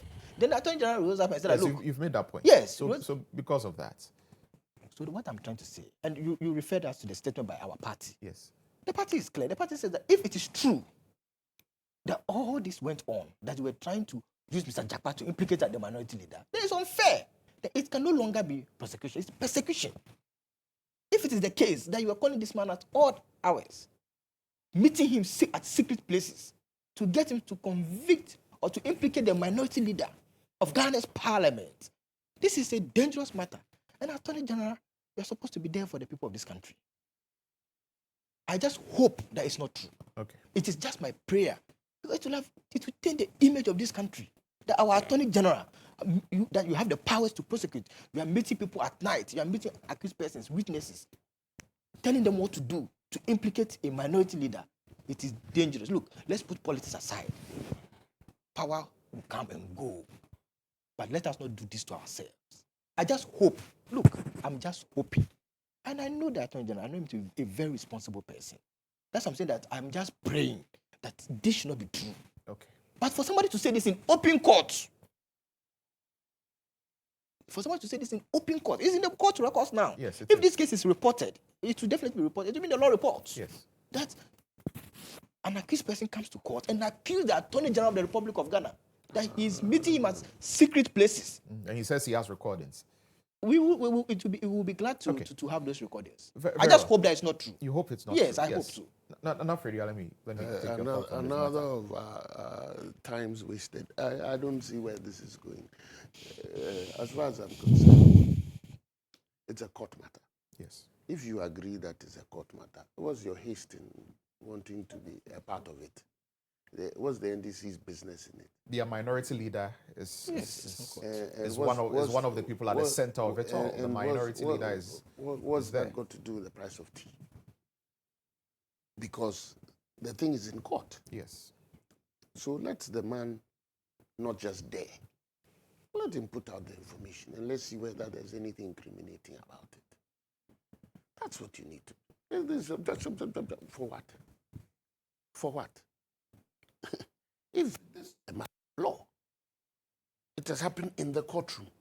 You wanted the Attorney General to jump in like how you jump in when I'm talking. No. Is that how it's supposed to be? In court, you can It's set up and raise unnecessary. objection. No, you have the right. Yeah, Lawyers, but you see- rise and raise objection in You court. see, the Attorney General is called Godfred. He's not called Wisdom. Sorry, Wonderful. Wonder. He's not. In the scene of cases, he raised objections so severally. yes, that's why he's not you. He chooses his battles. If you don't know how to choose yours, don't foist your style on others. Your style is not the ultimate. Demeanor matters. So I said your style. I don't know if you understood what I just said. Let me repeat it. I said your style is not the ultimate. So stop trying to measure yourself with somebody else. No, I'm not doing that. That's what you're doing. No, I'm just the fact referring that to that you demeanors. done it again. No. what you did in Asin, you do in this situation. Does not mean that Mr. Dami must do the same. And that's the point I'm making to you. We just hope that's not true. So we hope. that's not your business. You've made that point, Wanda. Just allow Nana to flow. Yeah. Allow But Nana to you keep finish his referring to point. me. Yes. Allow So you keep referring to me. Because you've made the keep most referring to- preposterous No, submission. I'm just saying I hope As it's far not as I'm true. It's concerned, a serious matter. this thing is in court. Let the court play it out. What's the business of the NDC rushing to do this beyond political propaganda? No, because minority leader. their minority leader is Yes. involved. Beyond political propaganda. The minority leader, why is he in court? There's a question to answer. Let's go and answer it. That one too, is it political persecution? They're the very party. Don't mean people are secret. They're the very party who will now turn around and say, oh, you made accusations, you didn't even take one to court. When you go to court, hey, why are you in court? What's going on here? What is that? Like at this, like at that. Have you ever heard that term before? NDC, like at this, like at that. Chaskele politics is what they do. Let's get our act together. As far as I'm concerned, if this is an issue, and obviously the gentleman is on your side, encourage him to put the thing out. He shouldn't wait for the Attorney General to dare him. Is this Chaskele we're playing? Put it out. If the Attorney General's actions end up being something worth investigating, the courts will declare that. By the way, when you're a lawyer and you've got a case against Nanaya Sapo, and you know Nana Fredia knows Nanaya Sapo and knows something about the case, would you not try and influence Nana Fredia to go against Nanaya Sapo when you're a lawyer? No, as officers of the court. That's assuming without admitting anything. So I'm trying to draw everybody's mind to the truths. Do you want an answer? No. Okay. Because your answer will be wonderful. I don't want to hear it. Oh, no. No. I don't want to. No. Let me answer I don't you want to as hear officers of the No, court. please, you don't have 30 seconds. So it's crucial. For me, I say, even what I'm saying, it is the court that will decide, not me. Okay. Anyway. Okay, So very please, let's go straight. Nanaya, let me come to you finally on this on this matter. Lantam, anytime there has been an issue of corruption to be dealt with, you would find both the NDC and the NPP, to borrow Nana Fredia's words, playing Chaskele with us. And so... don't borrow my words in order to misuse it. It's only for NPP. Yeah, I didn't even have applied to you. I said NDC. So we're there, Mr. Mika, strictly for NDC. You know, it shouldn't be true. Let's just... They find a way to play with the minds of Ghanaians. There has been an accusation of corruption because one of the major charges is causing financial loss to the state. Yes. Now we have Honorable Atufosin, who is now minority leader, and the Honorable Godfrey Odame. The aspect of the causing financial loss to the state is in court. This is my view on this matter. If you look at Article 88 of the 1992 Constitution, it says, and I'm just trying to see if I can paraphrase it. I wrote it down. There shall be an Attorney General of Ghana who shall be a Minister of State and the principal legal advisor of the government. Right. Now, if you would want to look at the core mandate of the Attorney General and Minister of Justice, it means that he would provide legal advice and also initiate and conduct all criminal offenses. I'm not a lawyer. So fortunately, I'm told that you want to join the bar. So maybe you're a school Well, student. I'm not in law school. So. But at least you can help You us. mean he misinformed us? No, I said he's trying. He knows. He's trying to go to the He law knows what? He knows what I'm talking about. It refers to him, so you can Now, ask him. Mama, men come and say, Nadia, we. I mean, you put out information that has nothing to do with it. No, he knows what I'm talking about. To provide He said legal he wants to go to law school, advice that's what I mean. and also to initiate and conduct all prosecutions, all right, of criminal offenses. Now, this is a criminal offense that prosecution is going on. Yes. The Attorney General has been indicted. Am I right? Is that the right word to use? He's been accused yes. of having contacted one of the witnesses secretly. Yes. And in odd hours. Now, the Minister for Justice and Attorney General is in a position of influence. If I were the Minister for Justice today, I would resign my position. Because I've been accused? Because I have been accused and because is I am the feasible? lead prosecutor. And that is why I was trying to establish his core mandate as the Attorney General and Minister for Justice.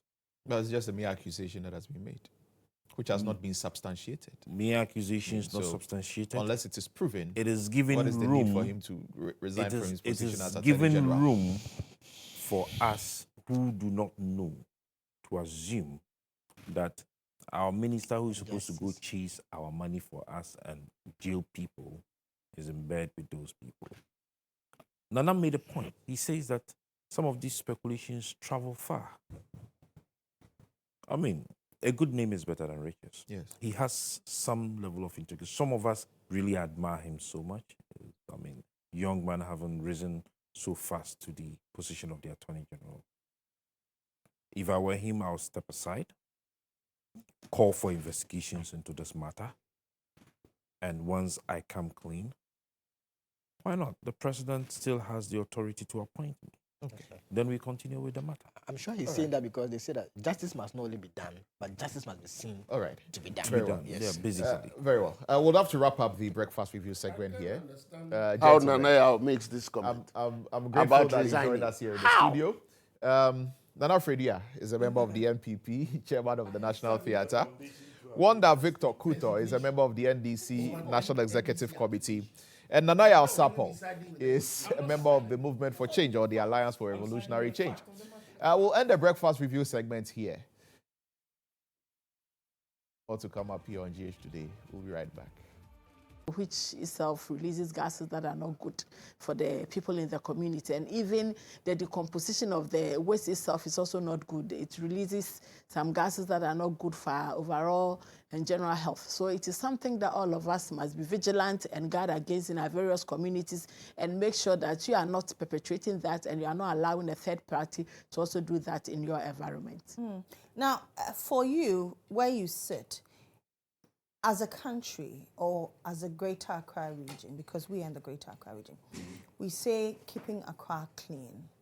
Has it become like a normalcy we never adhere to?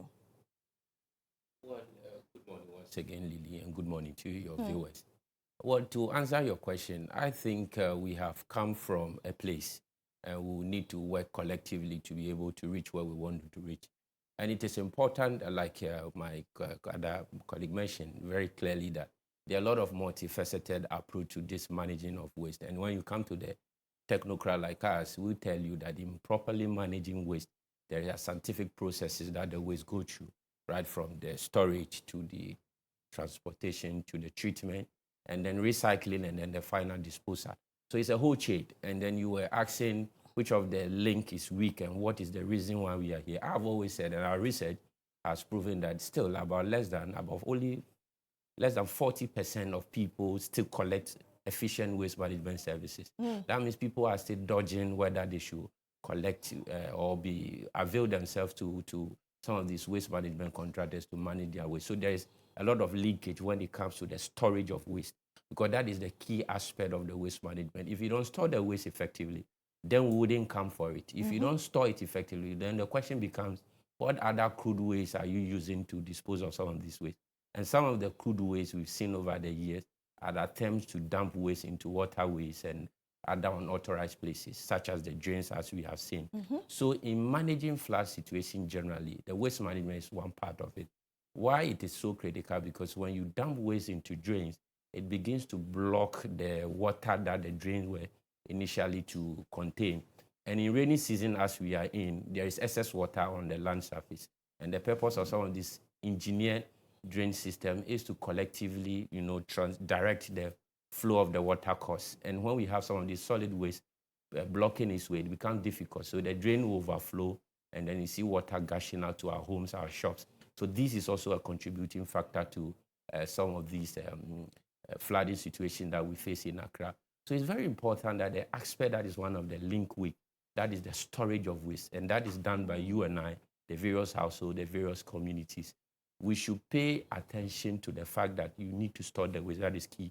Collect a waste bin and be able to store the waste in it. Then from there, your waste contractor will be able to transport it for you. How many households today store waste? Yeah. So I've given you a data, about 40%. That means a huge number of people are still not properly storing waste. So that is a weak link, like I keep saying. And that is why we also come in, because if you don't store the waste effectively, it will become difficult for any recognized or permitted official person to come and collect it. So it's a weak link. And we believe that if people understand that particular thing, that one, you need to store the waste. Two, you need to also understand that you need to pay for the waste, because financing waste is also a key component, because it's a very, we call it a public essential services and all that. So we need to understand that we should pay for the waste that we generate. So when that does not happen, all these issues of, like you mentioned earlier, one, isn't just normal, we want to make Accra the cleanest city and we are not doing. No, their effort, their infrastructure, I can speak for Zoomla and Ghana Limited as one of these key components that have even started doing waste recycling and composting. We virtually have a recycling plant in every part of the country now, in all the 16 regions. That is a good step. In Accra alone, we have the Accra Compost and Recycling Plant, and we have one at Arikop on the College Bull Stretch. These are the modern ways we should be managed, so that the population growth that is commensurate to waste generation, because the more the people, the more the waste generation. That's why when you look at the rural areas, you don't see a lot of indiscriminate waste, or you see them generally clean, because the numbers there are not huge as compared to the urban areas. So the urban areas are areas that definitely there will be a lot of people, and where people gathered, waste generation is associated with.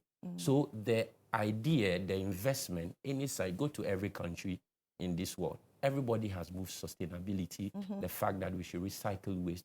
People are making sure that they reduce emissions, limit the amount of waste that go to the landfill, so that the methane and its climate change danger will be minimized. So if we have such infrastructures in place, then we have to go back to the basic thing that we used to do before. Back in you have enumerated a number of things. Yes.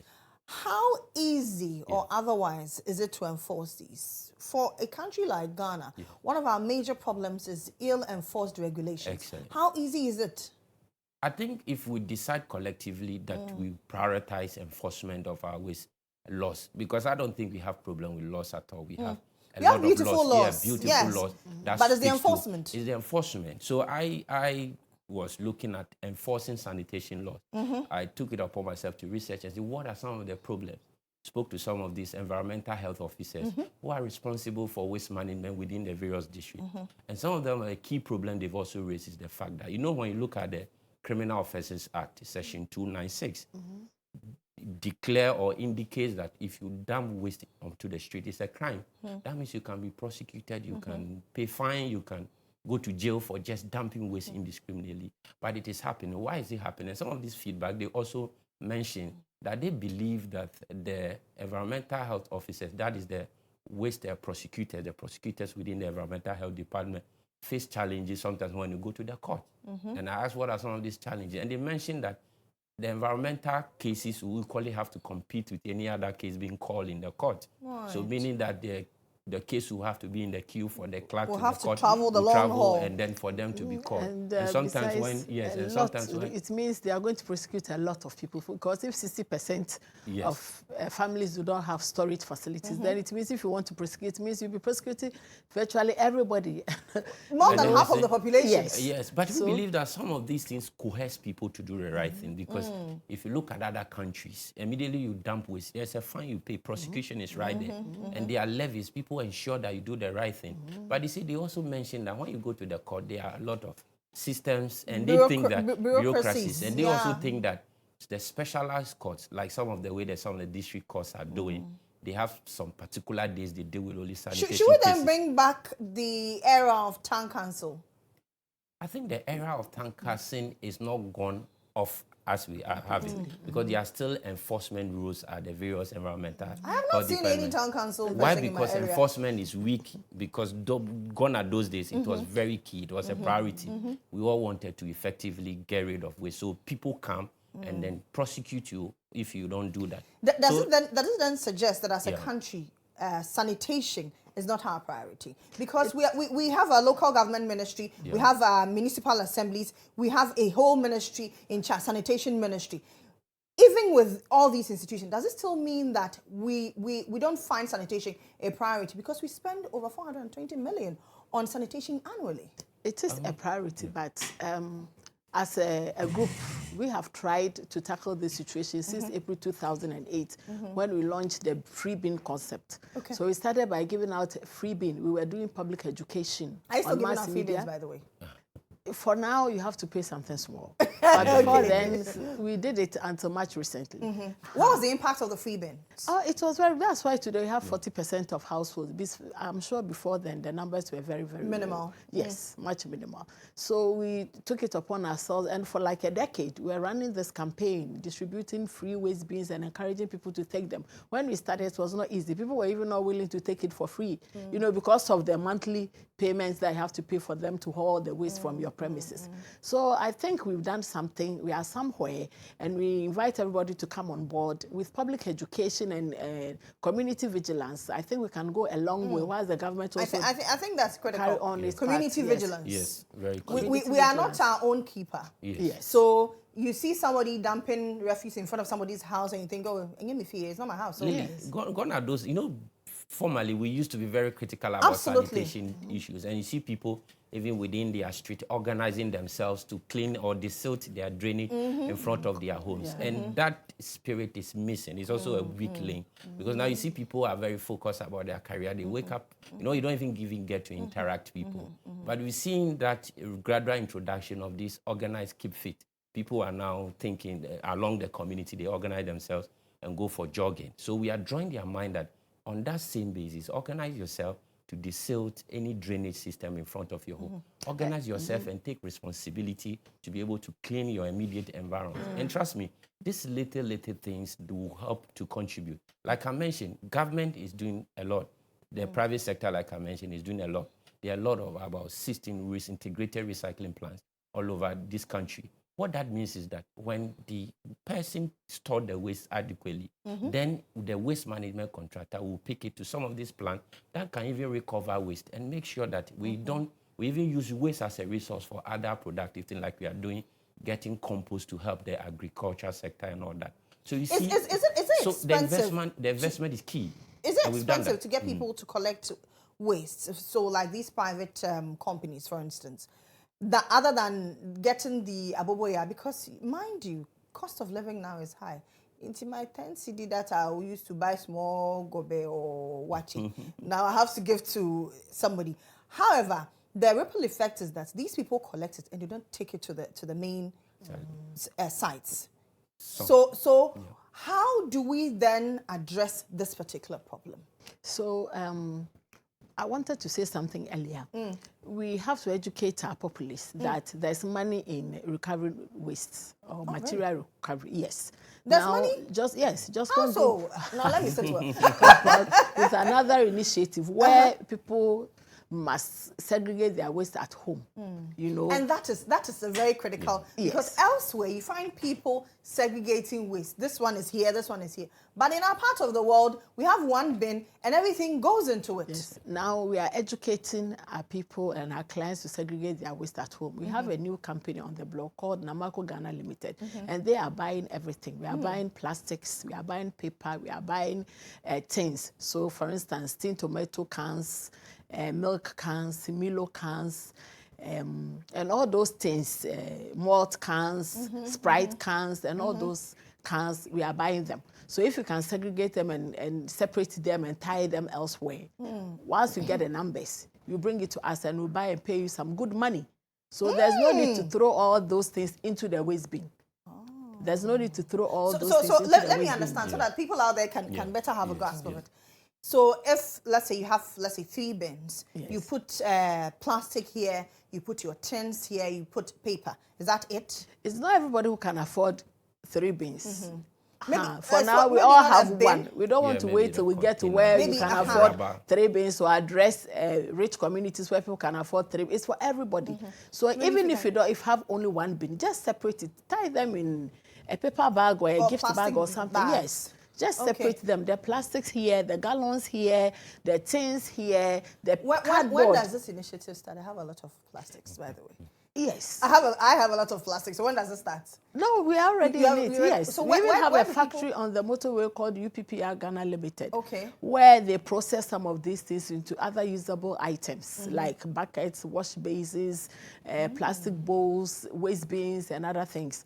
So even if you have them now and you drive there, they will buy it. And we have scattered buyback centers in our transfer stations. Okay. Around in Accra, we are in Ashama, we are in Obokobi, we are in Malam. Okay. Yes, and the underbridge. So if you take your plastics there, they'll weigh it and pay you some good money. So there's no need to dump them or mix them up with your organic waste. There's no need to do that. For now, we are buying all that, and we want to encourage everybody. That's a very good that initiative. Business is as good as selling water or selling in a pumps or any other item. If you decide to go into the circular economy.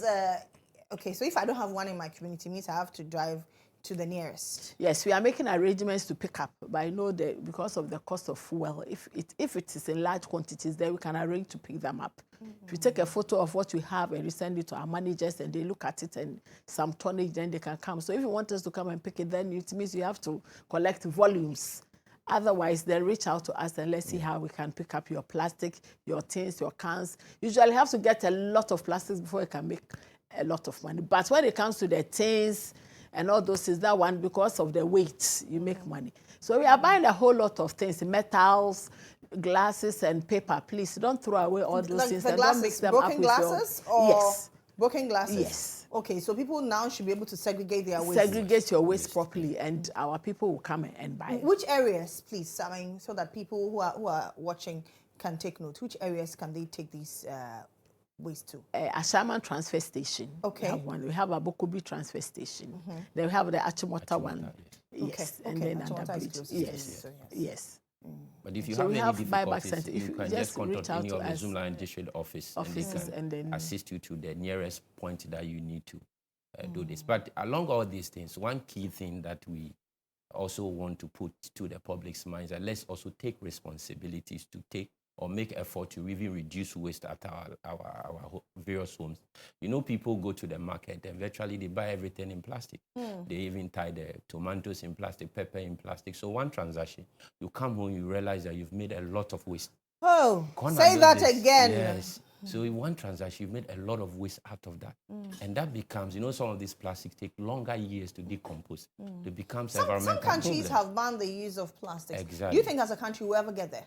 Oh, I think we can make good use of some of the facilities we have, behave right, and then also make sure that we manage them. What plastics needs is proper management. And like Madam Isabella has mentioned, there are facilities that are also turning the plastics into other reusable products. So the waste bin, as you have it, is also made of some of this plastic waste. Zoomlion does that recycling of plastic into waste bin. So proper investment like Zoomlion has done and other things can help us. We need not to entirely ban it because people's livelihood depends on it. There are a lot of people industries that have been established along the plastic production lane. You understand? Let's have proper environmental management system in place, and some of these things will become the issue of the past. So it is very important. Some of these recycling facilities, as people or as private person, that Zoomlion has done, and government's commitment, I think we have made a lot of commitment. But I keep mentioning one of the weakest links is people's understanding, the ability for people to even store waste. People's attitude. Attitude. Madam Bella mentioned earlier on that even when we started, we were giving the bin for free. The idea is to just let people appreciate that. Store waste in a bin, as in put your waste in a waste bin.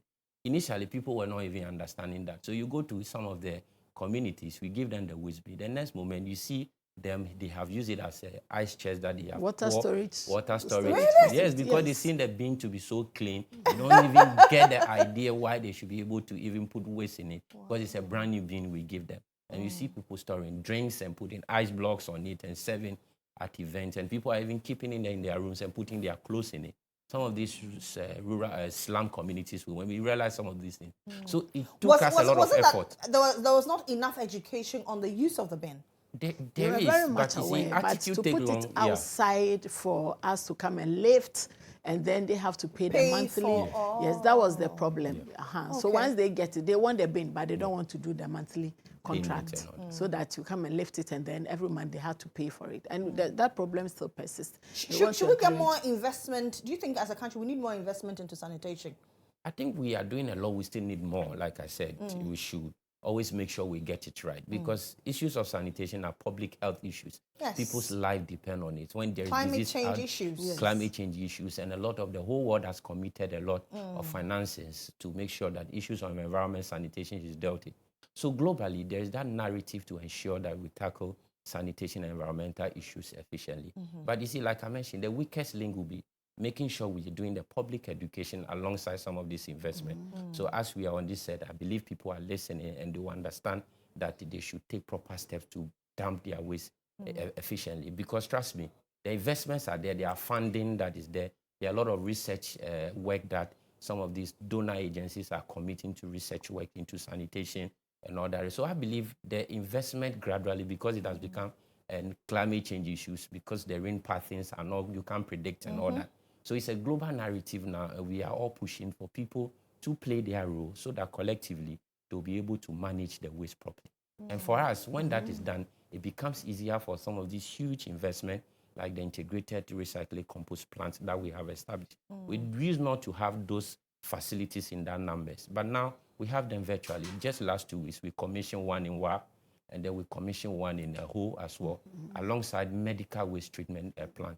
So these investments are ongoing. Do So people there's money. properly dispose of medical waste? Is that a challenge? Okay, I think that for medical waste, because the people will have to report to the hospital, for the hospital to treat them and properly take injections and take this cotton and all that things. So the hospitals have structures in place that they manage They have their own protocols. It's a that they highly manage. regulated Area. environment and Exactly. area, and the hospital have their own ways of dealing with it. Exactly. Even the haulage of those waste has its own regulations. It's not something that is thrown into the public domain. So because one. it goes to the hospitals, the hospitals manage them well. yes, they But we manage also have other facilities like the eco treatment waste, medical Using waste plant, eco stereo. That particular technology has been indicated as one of the good ones for managing medical waste. Okay. And those are the plants that we are installing in some of our facilities across some of the regions. So meaning that the hospitals are now backed with the needed infrastructure by the GHOne group to make sure that those that they cannot properly manage, they send them to some of these medical waste treatment facilities we've created for them to be manageable. And those things are in place because that is highly regulated. In your attempt to treat somebody of a disease, though the health people will tell you, make sure that you, in that process, you don't commit a lot of people to infect themselves with those diseases. So those areas are also there. And we have investment that are treating some of these medical waste. You realize when COVID came and people were taking the vaccines, some of the key problem was the vaccine as a waste after you finish taking And them. And even Zoomlion, the disposal of nose masks was Yes. a critical issue. Yes, it was. But because some of these medical waste treatment plants that Zoomlion had, we were in the various vaccination centers helping to help the health centers manage some of this waste out of this medical problem. So, and I think when it comes to investment, GHOne Group and Zumula has invested hugely to trucks. We always launch them big time, and then we used to bring them from China, and now we've gone to Europe, bringing trucks like Scania and all those big brands. And we also want to encourage the citizenry to manage their waste very well, because, you know, the waste from our part of the world is very heavy and moist. It has the tendency to destroy the trucks within a short time. So if we are able to keep our waste well, reduce the moistness, the water in the food substances, you know, the banko and all that, those things that we tie, to be easy for us to carry and also maintain the trucks properly. During the rainy season, it's not easy to go to the landfill site and come back because of the weight of our waste. So this is what sometimes delays with the picking and other stuff. So I want to encourage Ghanaians that even as we segregate our waste, we should make sure the organic waste is not so heavy so as to ruin our trucks within the shortest possible time. As for the investment in trucks, can eat. Yes, and don't allow them to waste. So that leftover food, a lot of leftover food makes the refuse very moist and heavy. Prepare what you can consume. Yes. So you don't give extra work. So do all those things fit into the reuse circular economy concept that we are all pushing all over the place, because we believe that if you can reduce, you can reduce some of this waste, you can recycle some of this waste. If there's a lot of business, I am particularly interested. Maybe on another day we'll talk about that business. So thank you very much for coming in. So I've been speaking to James Deck, who is Communications Officer, GHOne Group. Isabella GHOne is Communications Specialist also with the GHOne Group. This morning we've been discussing sanitation in the country, especially as the rains are setting. That's it for Health Alert. So happy birthday to anybody celebrating their birthdays today, and to the people who are celebrating love, we say congratulations to you. Congratulations to one of my colleagues here, one of my able colleagues here, big brother as well, Emmanuel Kwashi Gbikpo, and to his beautiful wife, Selina, Mrs. Selina Gbikpo. Congratulations, guys. You had a beautiful ceremony. May God bless your marriage. Let's now talk about menstrual hygiene. Tomorrow is Menstrual Hygiene Day, and it's important that we talk about menstrual hygiene and the fact that a lot of young women do not have access to sanitary material. My guest this morning, Bridget Otu, Abigail Tete, she's a youth advocate, and Bright Otu, right? He's also a youth advocate, and we're talking about menstrual cycle and how we need to break the silence.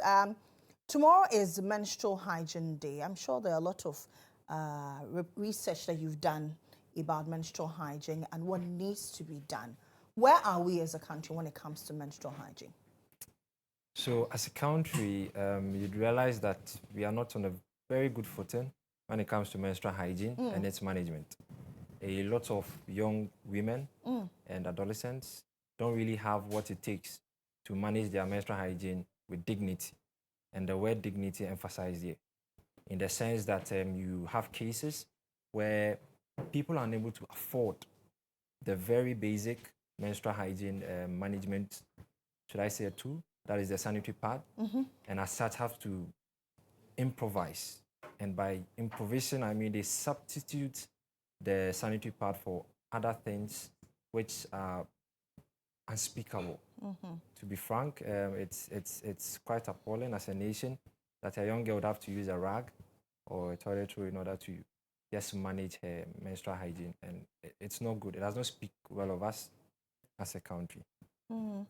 What do we do to address this? Because we've come a long way as a country. How many years haven't we been talking about menstrual hygiene and the fact that we need proper sanitary towels in place for young women? What do we need to do? Yeah, so currently we are looking at getting help from the Ministry of Finance and then the GRA to reduce the tax or scrap off the taxes on the imported ones.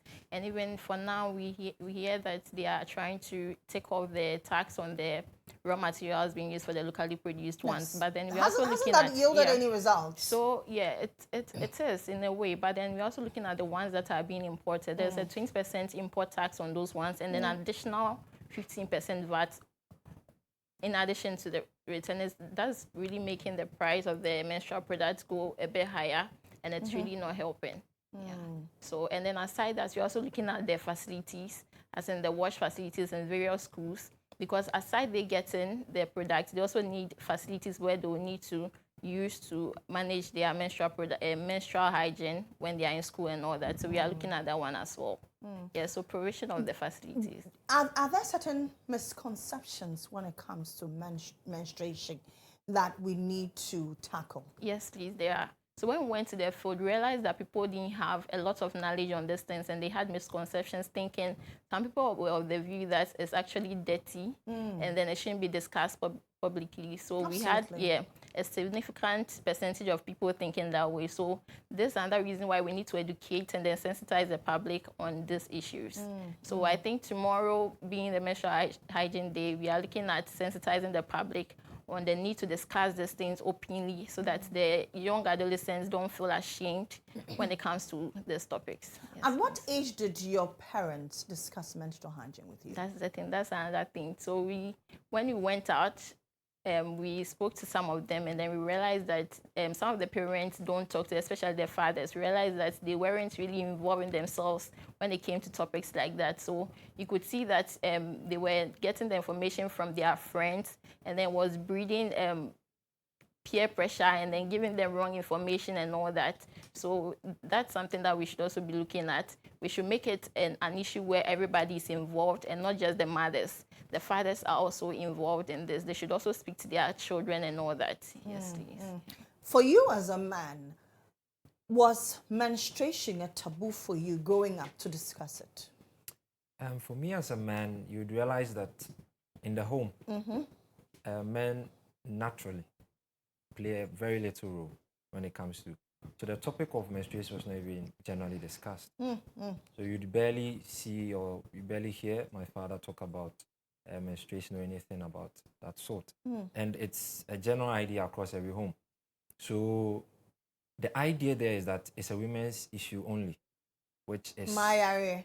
Yes. So women have to take responsibility for everything concerning menstruation.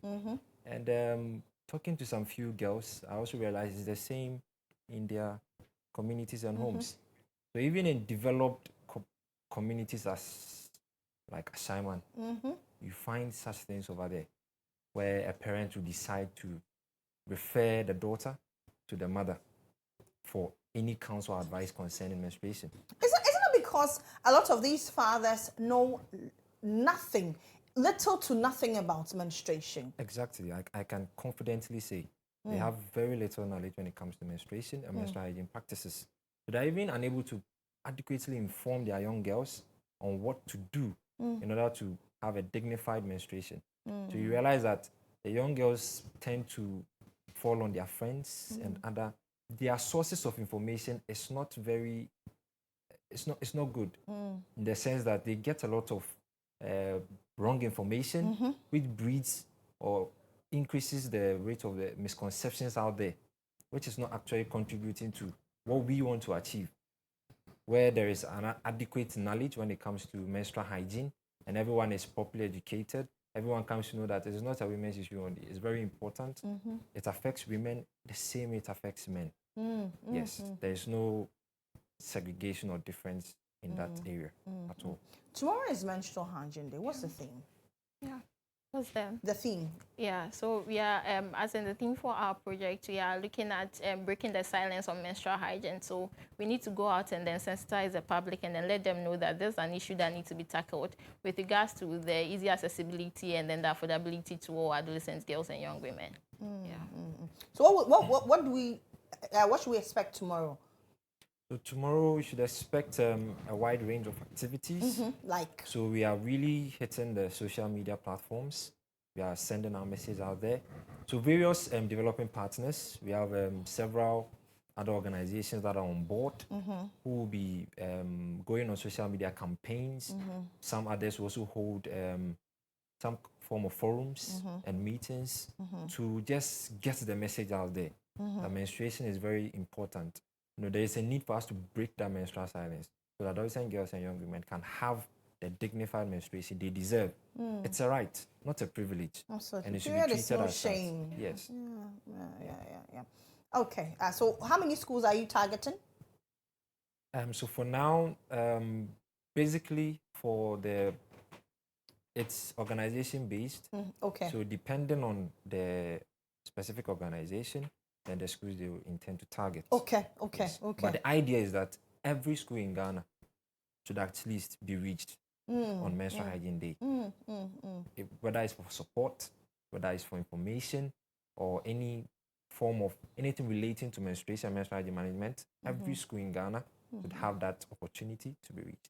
But in your grounds work, was it easy to access these schools or these young women to be able to interact with them? Were they willing to talk about menstrual hygiene, or it was something they shied away from? Okay, so we generally, people were willing to talk about it. Yeah, we even got some of the guys to even talk about it, the young boys, yes. But then we realized that they had little or no knowledge about this thing. Some of the guys were even of the notion that they also menstruate. And it was quite interesting. So we had a focus group discussion with them, and then we spoke to them. We got like findings, we got answers from them, and then we were able to tell the knowledge or the level of knowledge they had in this kind of topic, on this topic.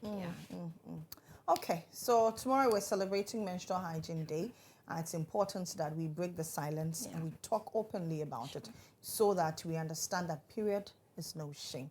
Thank you very much, Bright Utu and Abigail Tete. They are youth advocates. That's it for the show. On behalf of the entire team led by Ibrahim Alas and Terry Deborah, Danny, we say thank you very much. I always say I only sit here to do the talking, but the real work goes on behind the scenes. Camera, sound, light, and floor, and everybody who makes the show possible. Thank you very much. My name is Lily Mohammed. I did this with Lantam, Papanko. We are back tomorrow with another edition. Have a great day.